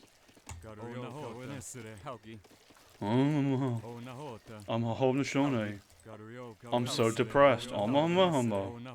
Oh, shout outs to, I can't remember who did it, but somebody repatched the Haudenosaunee voices with the RE Iroquois voices. I keep on meaning to do that, but because I never play this Civ, I don't really need to do it. But every time I listen to these voices when I'm casting, it's just, it makes you just want to turn off the game and just, because you're that bored. There's just no energy. There's just no there's no vivacity, no spirit. Ooh, spirit to you. Missing the pass, unfortunate there. The explorer. Ooh. Well, this is awkward. Is Yukietty going? What's going on here from Yuki? Is he doing a tower rush? Because the thing is, you should know as a German player or any player that these are villagers. They do not get destroyed by the anti-ship attack. It's just a ranged attack where these guys have 50% melee resist, and this does 0.25 to villagers. So there'd be a fishing boat here with like barely any damage on. Yeah, 7 damage has been taken by this outpost. So I guess this is going to be a barracks. Maybe I was going for 2 caravels to clean up the water, but 5 fishing boats. It's not the end of the world, I suppose. Actually, no. Well, those fishing boats are nowhere near the dock. That is so clever. That is so clever from Yuki. The fishing boats, the outpost is there to annoy the fishing boats to get out of the range of the outpost so that it can go in and clear the dock without any fishing boats in there. Even still though, 5 fishing boats in a dock doesn't do much damage these days due to the dock nerfs, but that's a little bit of a sneaky play. Pike's being called, but we've also got the caravels on the coast to protect the barracks and the outpost. This military won't do too much because there's 2 warships here covering. This is, overall, I think this is a well thought out and constructed battle plan there from Yukietty, and I think he deserves the credit for this one. It's early in the game, I know that.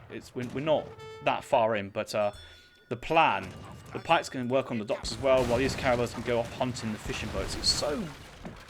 It's such a good combination of land and water, assault.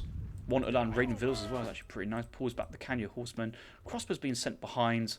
And yeah, the caravels now. 1 caravel going off to hunt the fishing boats, while 1 caravel here protect the crossbows in case there's a beach assault here by Julian.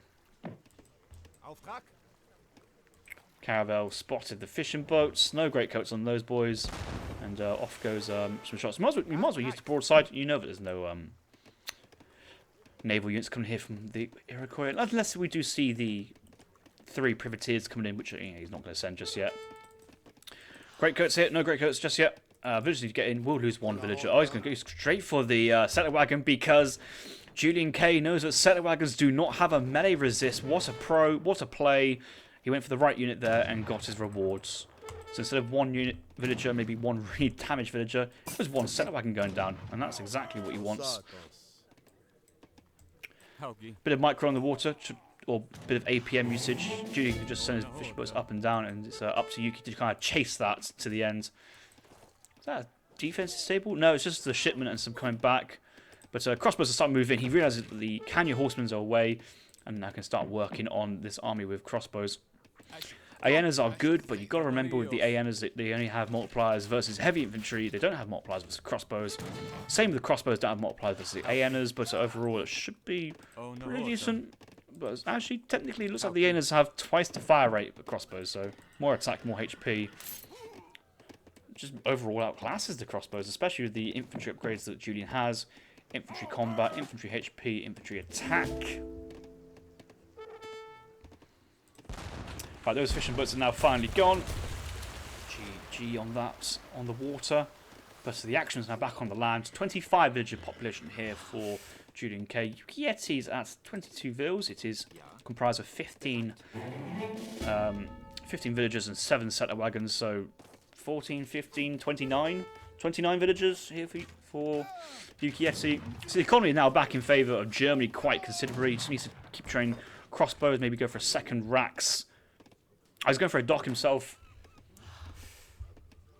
Yeah, that's fine. I think I would have slightly preferred a second racks earlier to ensure crossbow production, so you guarantee there's some sort of a military edge on the land and then expand to water afterwards. But it's all fine.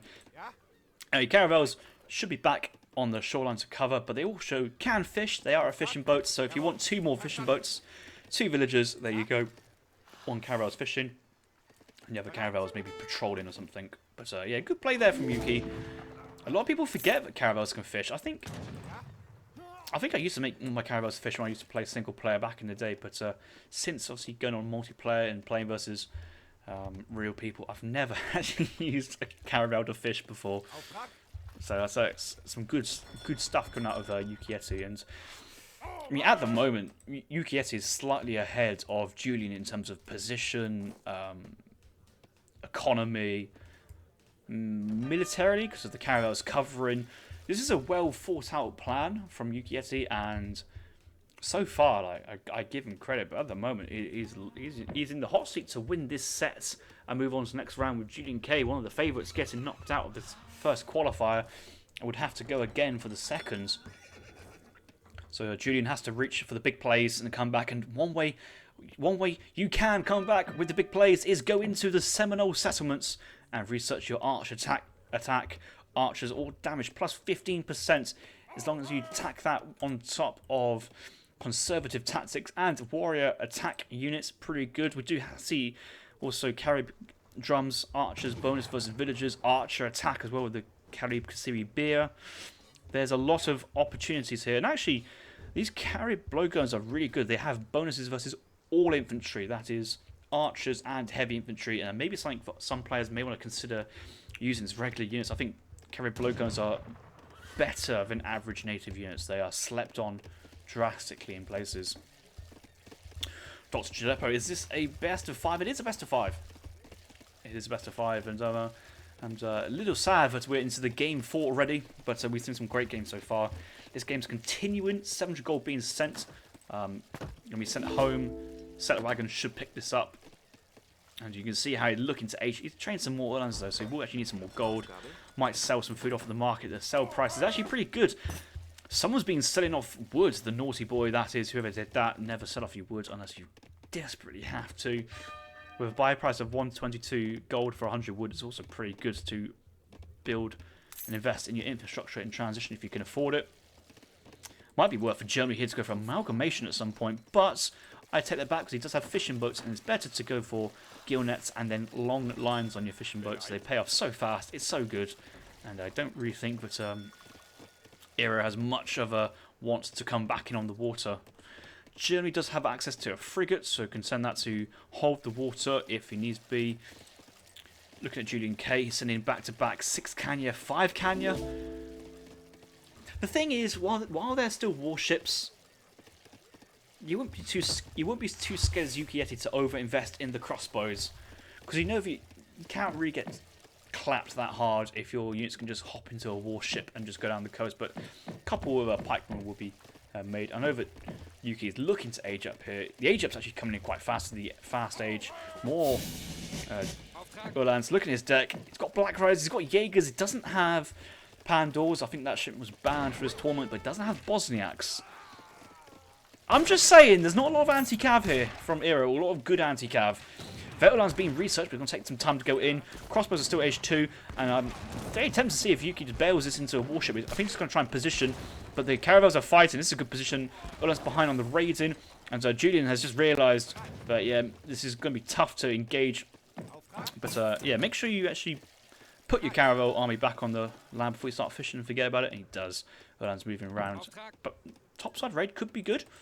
Elite Canyon Horsemen have been researched, but although Yuki is tempted for the raid, he must keep these Ulans alive. He must keep them alive. He does so, even if he has to bail off one to secure the extraction of those units. But actually, that's a lot of cav chasing those cav, and that opens the door for Yuki to push in the front door if he wants to do so himself. But he can carry on. Ikalos, by the way, USA is unplayable. Game banned me from playing it. Yes, that is confirmed. I think it's just a technical incident. I don't think it's somebody deliberately preventing players from playing the Civ at the moment. I'm sure that'll be resolved by the tech team, dev team at some points. However, although it must be highly frustrating, it is kind of funny at the same time. Crossbows not upgraded to veteran status. You do have 17 crossbows. I think it's worth it. No gill nets on his fishing boats. He's got 5 fishing boats. He's probably don't want to upgrade it. These Canyon Horsemen are diving. There's a lot of quality here in the Iro army here. So far, Iro looking to take the fight in the trees. It's really awkward. The Cav can't really path, and the caravels are needed to come to get called back into the fight again. One barracks, not ideal. I'd have, yeah. When I said that second, you need a second barracks. Yeah, that's pretty good. Musket riders as well, putting some good pressure. The caravels will fire from behind, but I was hoping for a bit more of a water eco behind to kind of stabilise his position. And the position of the Yuki found himself is somewhat collapsed. Scores suggest the game position is relatively equal, but that was. There's a lot of colonial units there getting picked off, which I understand, but you'd hope for a better trade than what just happened there. There's no anti-cav here. It's just pure Aena Fars Prowler, so I don't know why there's war wagons being traded now. I suppose you've already sent in the 9 Olans and they kind of got destroyed, but fishing boat skill nets coming in. Raid. Okay, good raid, good raid. That's a really good raid. Another settler wagon going down. Julian is very aware that he wants to target the settler wagons, not the villagers. Oh, that's brutal. That's a brutal raid. That is. Does have the great coats. Great coats saving 3 villagers. Are confirmed. Definitely saving them. So get great coats every game if you can.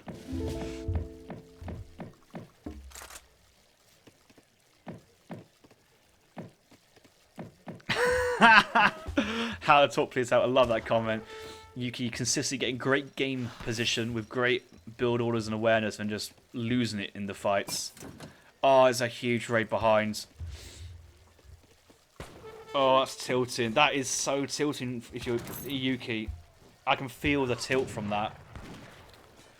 One villager goes down. Quite a lot of actually villagers on very low HP, kind of like tanking the damage there. It's not the end of the world. It does pick off a couple Canyas. More Ulans being trained. Maybe a full batch of Ulans could come out and sell us a bit of food for it, but he does have the surround potential. Midmen being called. We do see Ulans on the top, and certainly with this economic advantage that Yuki has, this could be a trade. Yes, the Ulans have pinned down the forces, and it's just light infantry getting picked off here. Most of the cavalry has gone down. Only a couple musket riders remaining, but it does beg for the 8 Ulans being the next shipment. But an explorer at full HP, Lipsman Frau, 620 HP, single-handedly taking the game here, I believe. Those infantry can't do too much. Only 2 vet Ulans come behind, but another 8 being sent. Canyon Horsemen on top of the crossbow skirms. They should get some decent trades. The Warchief's still standing, but it's the follow-up units I'm worried about here. For Julian, it's going to be more cavalry. And yeah, well, the Uhlans should chase down and pick up, especially if he tries to go pick up the not Indian War Chief, the Iroquois War Chief. Got the wrong eye there. Oh, not even eye, the Haudenosaunee War Chief, should I say. Oh, Haudenosaunee Council Leader, if we're being technical, I don't know. But yeah, here comes some more cavalry. Yeah, okay, losing all skirms there was unfortunate. 13 Uhlans though, is not too much here from Julian. He's sending Forest Prowlers. He's got 2 more hand cav, but it's going to be a pretty decent engagement. Meanwhile, we do see some more fishing boats in the water. Not any more being trained though. Oh, forward pop of tomahawks on top of the scope. That's a really good position. Really smart play there, and Yuki pulling back with a control group, but they're all walking through the tomahawks instead of bailing off in different directions. They all kind of run. Oh, no, the villagers! The villagers on the gold mine again! No! Let's go. Oh, let's. No, not that gold mine. Back to the coast we go. Ah. Oh, I wish the United States save was deleted, but that's not the case. They will be back. They'll be back. Oh, Yuki's got so many villagers not working now. So many not working. 41 villagers here for JulianK. Yukietty at 46 with a couple settler wagons. Only 3 though, so he's at 49. 49 vills versus 41. Not much of a difference as I'd hoped for, but if Yukietty can actually now afford long lines for his 11 fishing boats, it'd be so good. Just needs to sell off the food. What's the sell price? Okay, sell price is already pretty whack, to be fair. Very nice to see that the fishing boats now have transitioned to gold. Very important. Jaegers are a potential here for Germany. I think that might be where Yukietty wants to look into next to deal with the Forest Prowlers, the skirms. He's going for 2 Husk raided skirms, also walking in as well. The military numbers here from Julian is looking very strong. I will say that last fight, a lot of Uhlans went down, which was a bit of a shame. He's sending skirms. Needs to get the fish going, so he's pulled the fishing boats back off onto the hunt, or actually have these guys hunting. I think he's going to see that really quickly, but he's got no food income at the end. It's starting to break away. Oh, this has been an exciting game. So he needs the war wagons to cover, but he's cancelled the skirms. He wants to go for the Jaegers. You feed it, but actually, now that he might not have time to send it in. This is the problem that he's just had. He is basically all the villages on the coast. The caravels aren't that long range though in terms of warships. Still hasn't got the golds to send this in. He needs to go back into the skirmisher shipment. I think he's got 11 fishing boats on the gold, but it's not enough to actually get it going. He does not want to take a fight before the skirms have arrived or the Jaegers are coming. He's nearly there. He's going to send it. He's sending it now. As long as he just sits on the coast, he should be alright. And actually, some really smart herding here, getting the deers onto the coastline. But so many villagers on water. Gill nets for these fishing boats. No more than that, though. This is kind of the point where any villagers being trained kind of you get maybe put into some trees. We do have gang saw being researched. We do have a 1k wood available as well, so much later there's potential, but there's an appreciation of it here. But until those Jaegers come out, there's no way to actually trade. And then once the Jaegers come out, the elite canyon horsemen will go in and they're going to do good. They're going to do some good damage. They're going to do some good damage. But the Jaegers are going to send hit. There needs to be a fish caravel to pick up the Jaegers to come back and drop it down. Maybe the villagers just go off and chop these trees, to be honest. I'm struggling to see what else Yuki can do in terms of getting those villagers to actually work safely. Yeah, out come the Jaegers. There's 12 Jaegers, 9 skirmishers, but do not want to lose any war wagons. Villagers here tanking. Are they tanking? Tankage is good, but that's risky. Another 2 fishing boats, please. Yep, fishing boats in queue behind. War wagons, a full batch of war wagons coming. Just need to. Once the war wagons come, we might be fine. Okay, 4 skirmishers actually might get picked off here by the Jaeger mass. That war chief is begging to get shot down. Shotgun comes in, 2 skirms picked off. 4 war wagons. This game's on knife edge. You just feed it 8 war wagons. If the war wagons are microed onto the canyons behind, don't run for the army! No! No! 1 war wagon goes down. That's 300 resources deleted. That's how important that is. And the thing is, he wants to stay by the coast. He has the caravels. More canyons coming in. He's going to kite his way to the coast, and these villagers are just... He really needs some like safe trees or something. Even a mill might be even safer for him, but actually these Turks are pretty good. But you can see he wants to go. Where these villagers going, I don't know. Where they're being caught out of the canyons. The skirms. Something. Oh, this is... Okay, villagers are going here to tank. Is this a full Vilpool? It's not... Oh, the 5 Crassiers. Oh, Julian. The Julian with the heavy cavalry switch, and the villagers like, yeah, nope, I'm getting out of here now. And the... Oh, that's going to be it, I think. That's brutal. Okay, 51 villagers population here from Yuki, but that's going to crumble very quickly soon as the heavy cavalry slices and dices the Jaegers. Oh my god, we're going to a 5th game. GG. I'm just going to say, well played there to Yukietty. I thought that was a great game from him specifically. I think from Julian, he obviously played that and came back well. But I think the tactics, the decisions, the kind of getting standard build orders and just tearing up and doing something different led him to a very great position. Just wasn't able to convert. I think a lot of Uhlans got picked off over here for raids in. Never quite got that mass going. The fight here was very, very good, but just 2 canyons alive killed up 8, crossbow 7, skirm. So close yet so far, and I think that could be game of the series so far. We've had 2 great games this series, game 1, game 4. And we're certainly moving into a game 5 decider between these 2 civs. Wow, wow, wow, wow. What a game. What a game that was. I enjoyed that. Although the military population there head for Yuki, obviously the Ulan factor, but the caravel was really kind of meaning no engagements wanted to be taken at any point. The Egypt does come in, get some better units. I have no idea what happened in this fight. The thing is, if Yuki managed to take a trade that fight, he wins the game, because this is when like the German shipments come in, the veteran Uhlans takes the fight from the base, and again the fight was looking good. Out came with 30 units, bam, just deleted by 2 cav, and then from there the mass wasn't quite coming in, the XP wasn't there. I just almost wish there was a little bit more fishing boats there just to help the economy. But the raiding forced these villagers around so much. They ran from there to here, down to there. It was Julian's raiding with the cavalry which won the game in the end, because there's so much economic potential not being used by Yuki because of the military control that JulianK had. And the unit control is what's really setting Julian as a top player at the moment. Yes, he was in a worse position, but knowing what to do, when to do, and how to do it, very nice. Like here, calling tomahawks with the skirmishers, trapping Uhlans who've been like... If Uhlans were here, they can just pull back.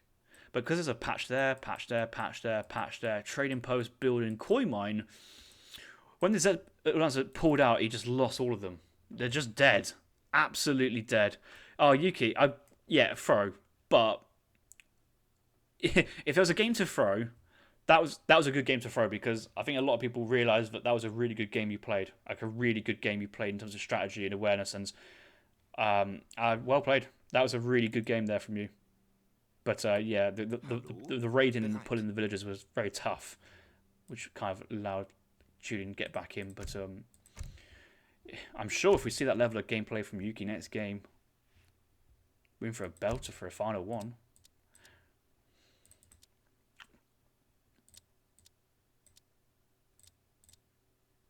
It is 2 apiece right now, isn't it? I think it is a 2 apiece. Yeah, Yukietty confirms he's waiting for Julian. Yeah, I think it's fair. I think it's fair to note that the army quality for Haudenosaunee is better than Germany in Age 3. With a bit of time there, I think there's a kind of an awareness that the eco would have caught back up. I appreciated the gill nets there, Yuki. 30% though from long lines could have been tempting. If there was another 4 fishing boats and long lines, so much eco just to kind of come back after that one.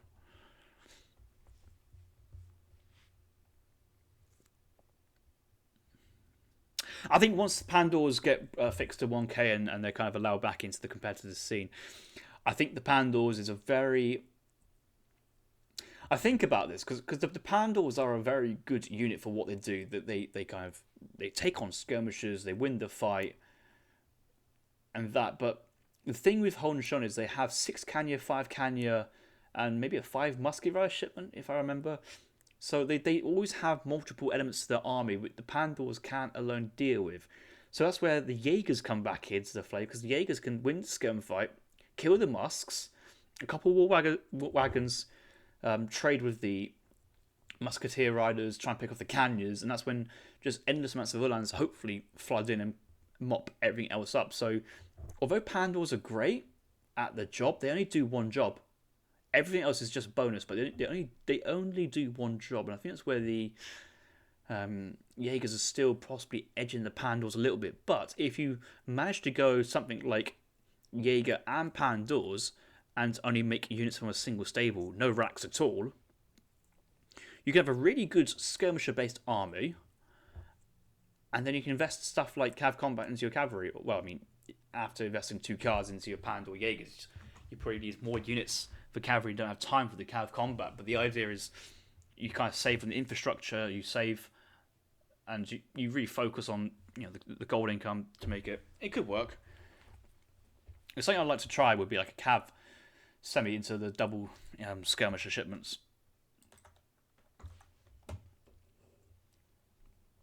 Yeah, no. So the reason why they cost 500 gold is I think they basically they wrote over a 500 gold mercenary outlaw shipment from somewhere, or they copied across a card from somewhere, but they forgot to change some of the underlying metadata, or the metadata was pointing to the wrong XML file. I think somewhere in the text was talking about Irish Brigadiers to start off with that card. So it was always going to be 1,000, but it's a small coding oversight managed to happen there. Who the hell is playing a 2v1? This seems pretty good. No rank, no rank, no rank. Ooh. Tempted to cast a 2v1 afterwards.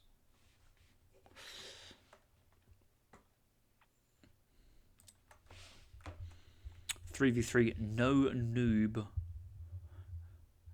Hey, look, it's Dabben. Dibben8. I've heard of Lazy Man before. Not great. ZQS. None of these players have played. The thing is, with none of these players playing rank, it's impossible to tell relatively how good they're. Like, what does a chevron 2 stars mean?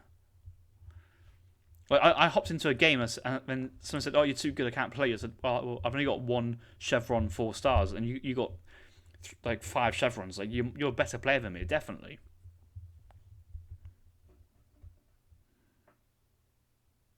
Oh, quiet with the Bosniak card. Have I got a Bosniak picture? How have I know the... I need to find the Bosniaks. Still no crossbow avatar. How long do I need to wait for a crossbow avatar? Is it just hard to get a crossbow avatar like there was in the base game? Just something simple like that makes me happy. But no, still no crossbow avatar. There'd be so many people throughout all the months who would just have like just have all the animals. Like, hey, I'm gonna be the fish today. Are these the new ones? They might be the new ones. I don't know. Chukunu is tempting. I'm looking for a Bosniak, but I was also looking for a crossbow, so I might have missed the Bosniak. Where's the Bosniak? This line's misses. What an absolute chad. Bosniak. No, it was on the event, wasn't it? It was on the Italian event. Oh, I've missed it. God damn it. Age of Bozzers.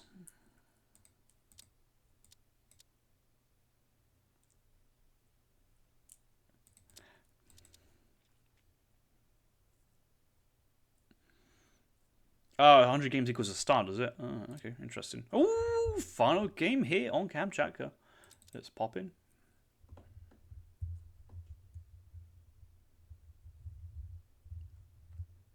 Harrison and his big three.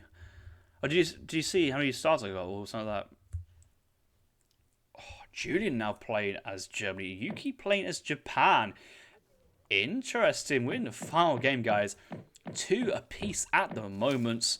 Winner takes all. Japan versus Germany. The matchup where, fair to say, Kaiser Klein, although he's a great German player, he struggled so much in this matchup. So I'm sure we're in for a great game here. We have... Oh la la. What the... Ooh. Ooh. Hello. Sorry. I did not realise that we've got a female Hatamoto Samurai with a bow out. Okay, that is... Wait, one's not got a headdress. One has got a head... Ooh. Sorry, guys. I'll have to watch this now. How can she wield that with just one hand? Is she a god? Has she got so much strength that she can literally pick that with one hand? That's a really good, well detailed avatar, isn't it? I gotta say, that's fair play. Meanwhile, let's look at Julian's avatar. He's got a sombrero on. That's the basic Explorer skin, isn't it? Yeah. Interesting. Sorry, back to these 2 lovely ladies. Interesting. Is this character okay? No, I'm not. I'm infatuated by some game avatars. Oh, he's down here. I thought he's on the other side of the map. Fair play. Right. No, I haven't seen some of these explorers in Explorer pack, so it's still catching up to me a little bit. Anyway, again, another player opening with a market with a tech. No consulate here for the Yukietty. He's got a deck, 2 Vils, enlist and regulars, no Tory gates now. Although I appreciate the emphasis of having a clear plan, I don't like the idea that you're hiding the fact that you could go heavily cami to Shogo Shrine. I'm sure that makes no difference to JulianK's opening build, but it's a bit of deceit and a bit of cover goes a long way these days. But it's opening 2 Vils, and that's where the market's coming for the extra bonus those 2 Vils get via the market increase. I know they have different skins. They're like in a relationship, and one's like oh, you know, they could be in an equal relationship. You know, I should probably stop before I go any further. But that bow, look at the bow. Look at the bow on that. That's a good bow.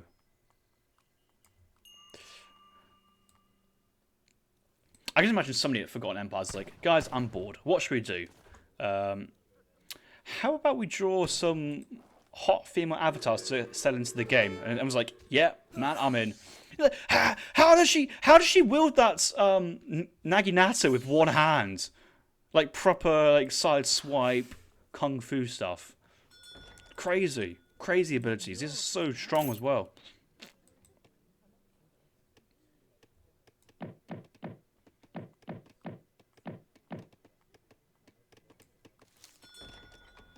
Oh, Harrison's big 3, great coat is Bosniak and long lines. Yeah. Oh, don't get me started on those. When people have the opportunity to go to use those and don't use those, it does tilt me a little bit. Back to the game. After H1's been in there and done, we got we got the market down. Wood's coming. Trading has been built in transition. Actually, we'll get a decent pass XP when it comes through. Continues and chop, looking for long place of mines. If he goes place of mines, it shows that he wants to go for a stable opening. Is he saving up for steel traps here? He hasn't gone for place of mines just yet. He has the ability to do so. Oh, I know. I see what's happening. He wants to get the food for a villager in train first, so that when he does. No, he's definitely going forward. Yeah, he's over chopping this. So he's going aggressive in H2. Okay, so I wanted to check whether he wanted place mines. He wasn't going for it because I thought he was going to get Vigilant Q so he can send in like 3 settler wagons and not be over pop. But he's looking to go for steel traps, I'd say. Forward tower into likely barracks. I see the wood crates down below here. Oh, this be gathered up by settler wagon. Settler wagons can very efficiently plow through resource crates. It's not too much difference, but settler wagons gather resource crates up in blocks of 50 instead of blocks of 20. Even though they're meant to only gather twice as fast, they gather 2.5 on crates, and they build buildings 3 times as fast as a villager. So that's why you see the settler wagon here building the outposts and barracks. 3 settler wagons coming in behind. Has he got himself Gangsaw? He has got Gangsaw now, getting into steel traps. These guys go on the wood, looking to get a bit of extra housing population. Probably next card. I know 700 would be probably the logical for the most efficient, but actually getting the units out of the map quickly, putting the pressure on, I think is where Julian wants to be. Yuki here with a full 8 go on the Tushogo Shrine. But Yuki said he wanted to go Torii Gates in his deck, so a little bit of pivoting. I suppose overall that the Tushogo Shrine is still a great wonder. It's really good. Double Shrine, boosts all the other shrines as well. And yeah, kind of do need shrines. The export it provides as well is certainly nothing to ignore. 5 Concha Yumibushis are very, very strong. Only 2 bows, and has Yuki got any inkling that there's a mid-map? Yes, he has. Full vision, knowing there's going to be barracks and outposts. So out come the Yumi archers. So he made the clubs to cover the Yumi archers. He's going to go full Yumi behind this. Everybody's on the food. He's now getting himself civil servants out of the 2nd tier. Food upgrade has been researched.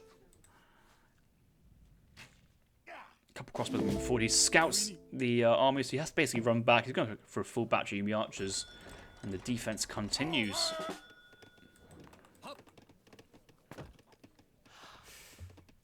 So at the moment, Yuki's having to go full defense. His economy is not really great. German economy is fine with 3 settler wagons, now sending 700 wood. We're expecting to see a 2nd barracks into more production. Could squeeze in a... He's going for a stable, so a single rack stable, but could squeeze in a trading post as well if he wanted to. But I'm sure a couple of houses and a church would suffice. Yeah, and a house over here. Nice shrine position from Yuki this side. Yeah, fully shrine all these sides of the map is exactly kind of where he wants to go. This is kind of the type of play that he wants. It's really good from him so far.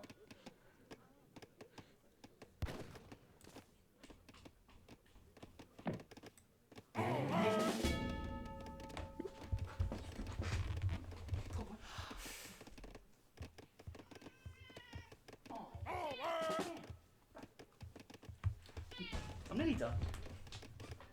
Oh, I should have not. I should have never opened Pandora's box, should I? Got a very hungry cat next to me. He wants some food. I'll get him some food in a bit. Don't post about the sound fight night in his sock. I've literally got no idea what. Like, I looked on this morning and just saw no deleted user, no deleted messages. It's just super weird about like where all this is gone. Come on, sit on my lap then. You're going to be annoying. At least do something productive. There we go. If I turn on... I'm just going to turn on the camera quickly just to see my cat. Look at this one. Oh. Come on. Yeah, say hello, everybody. Say hello. Come on, Letty. Letty. Come on, say hello. No. Bless you. So sweet. Right, back to the game. Apologies when you're got a 4-legged beast trying to sleep on your lap or something. Maybe he's quite hungry. They sort that out. But luckily, I've been informed. Actually, I think that was something, guys. I think the next series is going to be casted by MFD at 3 p.m., i.e., 15 minutes away. So there should actually be any downtime between these 2 series. Very exciting to see. So far, what we're seeing here from Yukietty is actually going for a pivot into the next stage. Again, the 600 wood, 4-vil, 600 gold.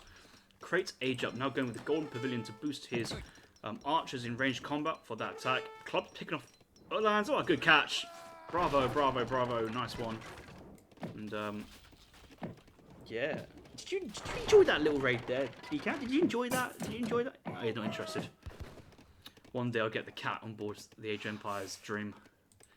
Pikes sieging some shrines on the side. Very, very nice. And let's have a look at Julian's position. Still H2. He's just sent in the gold, has he?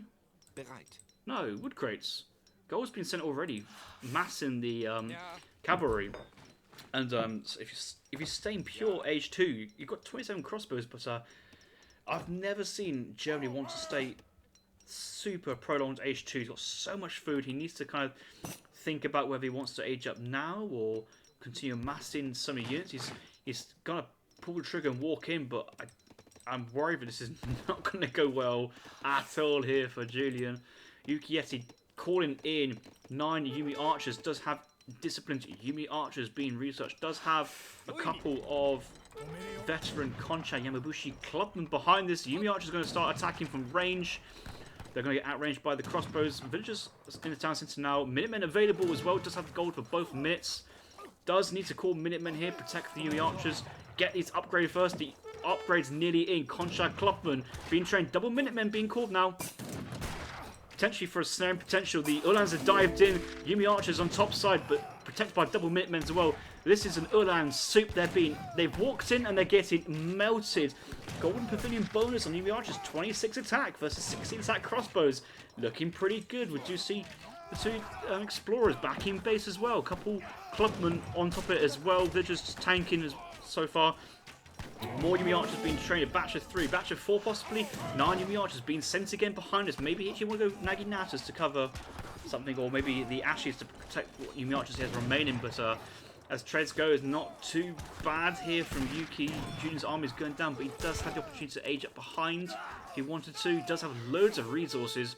So yes, the crossbows have gone down, but he still has the economy behind it, where Yukietty has 34 villagers with some shrines. It's not...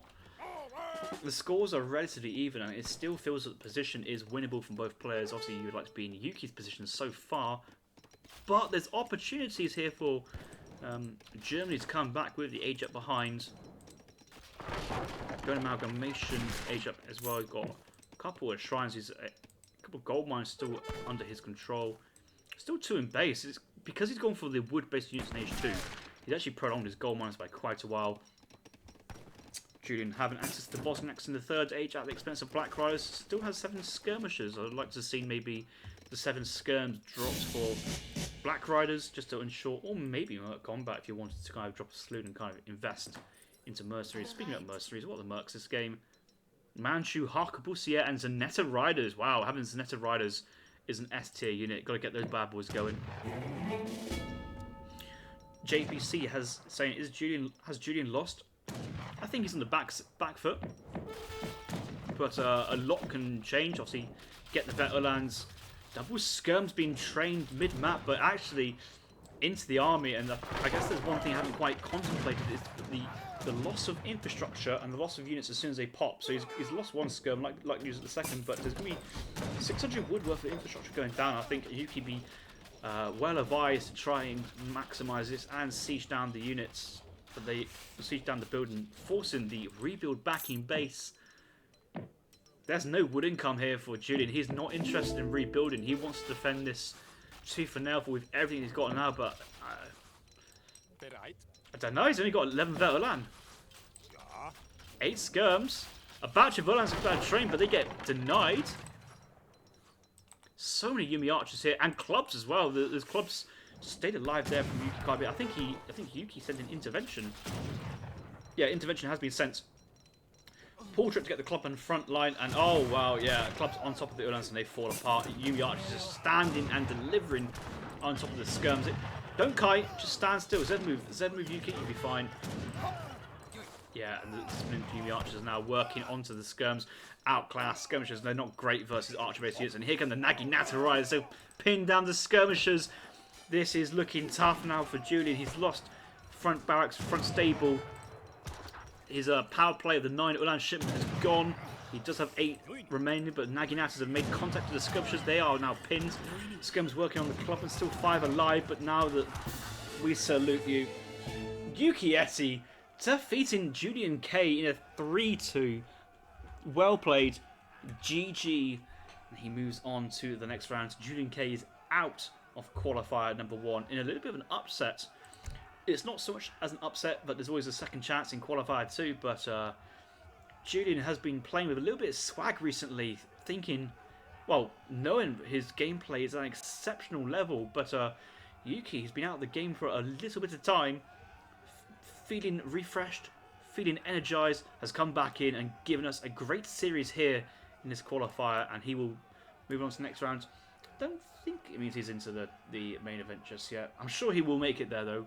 With that gameplay, he'll be very, very much welcomed into the tournament, and maybe Yuki will be a worthy player to take the Smurf name I, Citizen I, that is available. That would be fun. But overall, this game pretty good.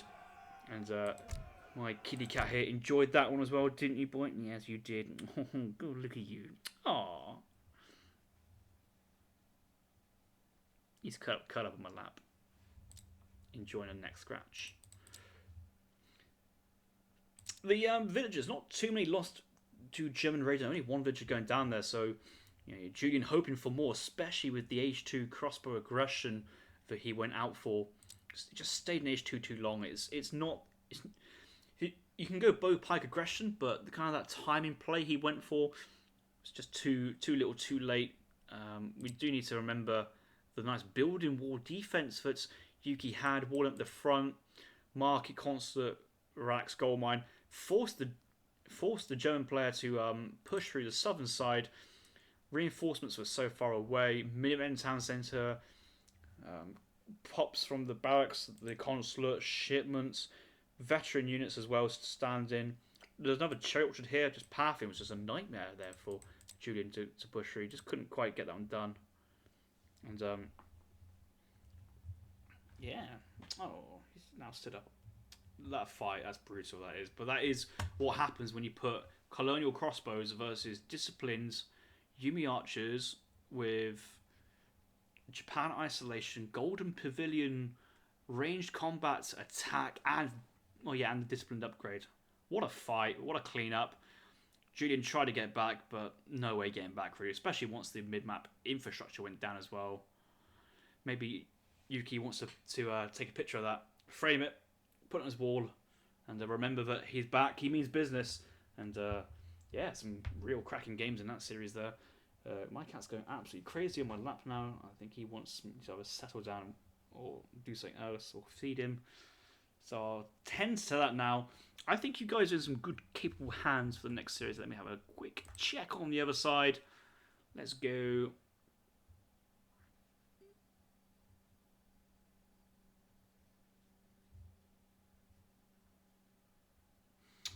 I wonder if Kaiser's even awake. I think the talk is we don't even know if Kaiser's still awake.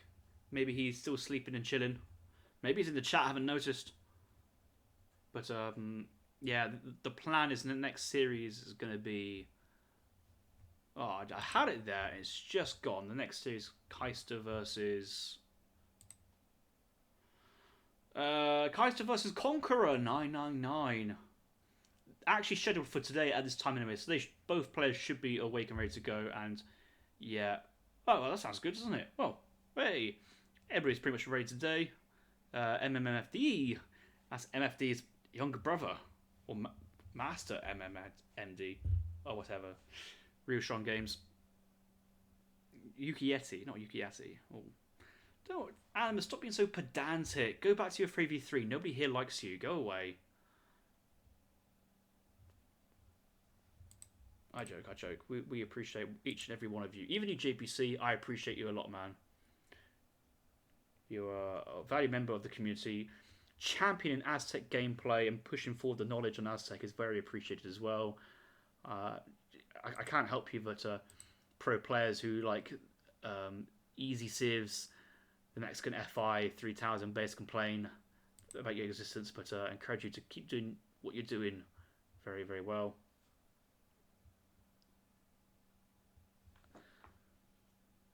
Oh my god, what on earth is going on now? This exiled thing continues.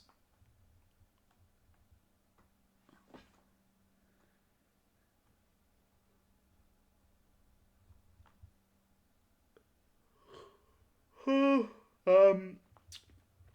think they are planning today to do a stream, a team stream, so certainly encourage you guys to check that out. That should be good content. clan wars in a 3v3. I can tell you for a fact that trying to cast a 3v3 is tough, but you'd be on it like a carb on it and just be on top of everything going on. But that should be super fun. I think the first series is going to be really good. Exile Clan versus Unibo Rider, Unibra, Brazil University students. I don't know. The week after, Exiled versus FPLC, where we have Frank the Tank, Doppelsonder, and Jack taking on Revnat Kinesi Aiken. They're going to get spanked. Doesn't sound uber close, but maybe Exiled can get a couple of handicaps given to them to make it a little bit more close. That should be fun. 10 p.m. tonight, Universal Time GMT, I think. I'm not gonna lie. I find it memey and pretty cringe when people say, "Oh, I'm the officer in this class. I'm officer rank." Oh yes, ranks. Oh, banter, top banter. Right, let's have a look. Am I being told to piss off now? Is everyone ready to go? Next one is MEFDDDDVDD. But enjoy the banter. Everyone loves a banter. Everyone loves good stuff. Okay, now we're here. Let's actually put my camera back on just so you can see kitty cat.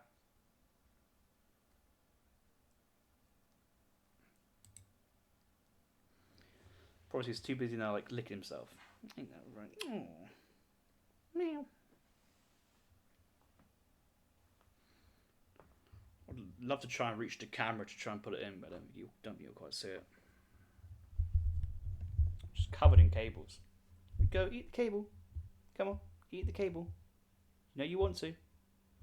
He's getting quite old now. He just wants a warm lap and somebody to love him and tell him he's a beautiful boy. Oh, you're a beautiful boy. Oh, look at you. Oh, you're a beautiful boy. Hey. If I do that, can you... Oh yeah. God, look at that bald spot coming along. That's shocking. Got to sort that one out. Look at that. But kitty cat. Oh no, my little my little webcam border's covering his face. Oh, that's annoying, isn't it? Yeah, you're a good boy. You are a good boy.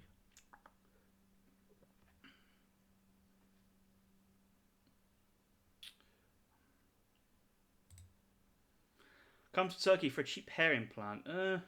Maybe once I've lost all my hair, but so far it's to be fair, sometimes it's when hair clumps together, kind of it gets a little less dense. But also when you're looking at hair coming out this way, it naturally looks less dense when you're looking at it on that way. So if I put my hair down, it's gonna go. It's gonna go at some point. I think I've accepted where it's gonna go. It's a problem, but oh well. Use black spray. Probably, yeah. Probably, to be honest. You'll hide it. But I mean, I'm not even worried about that. It doesn't even bother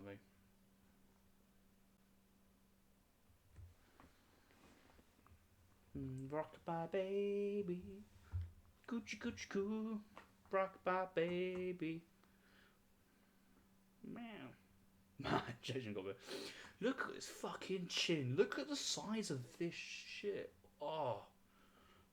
We had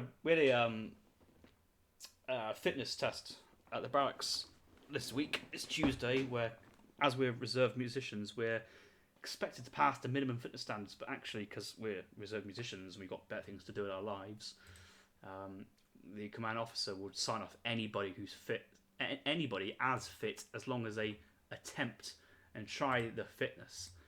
So we've got some people in the band who are like 60, 62, and you know they really don't want to be trying to do pull-ups. That's not their thing. But I guess to the pull-up bar I did like 7 pull-ups, and there's like this girl in our band who's like 28, really into CrossFit, and she's just super pissed off at me that I can do like 6, 7, 8 pull-ups and eat like an absolute fat boy, like chocolate crisps every day. and still have the strength. Like you could, what I was doing, you could see my belly like protruding out like a pregnant person. Like I weigh like 95, 96 kilograms at the moment. And she just sat there and it's just not fair. It's not fair. You can do that while you eat like a little pig. Or it's also it's not like a little bar like a bar like that big and you kind of grab onto it. Do you ever, Lion, you know this? Have you ever been into a school gymnasium that there's like wooden racks, like a wooden beam? So basically, it's like a wooden beam like this, and it kind of wraps over the top. So that's much harder to do a pull up than like a little thin bar you can easily grab. So that's where you kind of lose about 2 or 3 pull ups in that situation. But yeah, no, it's being a strong boy in a fitness test kind of reveals that you're a fit boy, but or fat strong boy. But when you when you're asked to do a 2K run afterwards, oh my god, so slow. I did 2 kilometers in about 9 minutes and 30 seconds, but some people are doing like 8 minutes. It's just so slow comparison. Let's see a push-up challenge. I should do pretty well push-ups. I've actually got boobs. I've actually got pecs. If I'm benching sets of 90 kilos. I haven't done a bench press in a while though, so it'd be hard to kind of quantify that for the time being.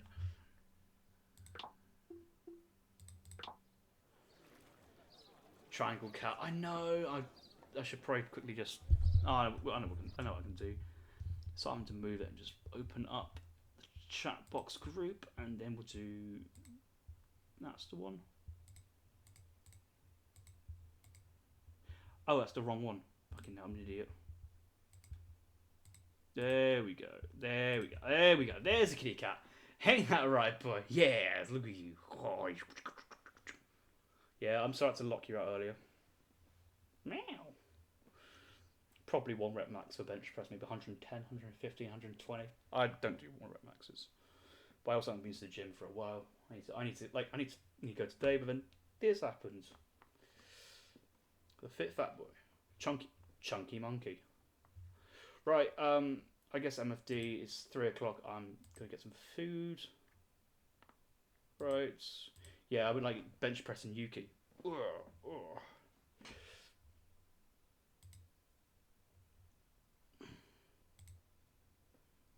should go over böyle should. Bitch titties. How you doing, boy? Look at him, he's streaming. Oh my god. I get Oh my I get to god. watch you play versus Crispy K and losing. Oh, Hammer, you're Why losing. losing? Nah. Why should Big Hammer lose, goddammit? What's wrong with you? Wait, who am I watching? I'm watching Shake play. Oh, Shake's laming Ottomans. Oh my god. Oh my god. Oh. Oh, Shake doesn't play normal civs. He has to play the best civ at any time in the meta. Now that Spain's not the best, like I'm not gonna play Spain anymore because I'm a shitter. Exactly. Get the fuck out of here. You're a shocking player. Exactly. Shut the fuck Shut up. up, man.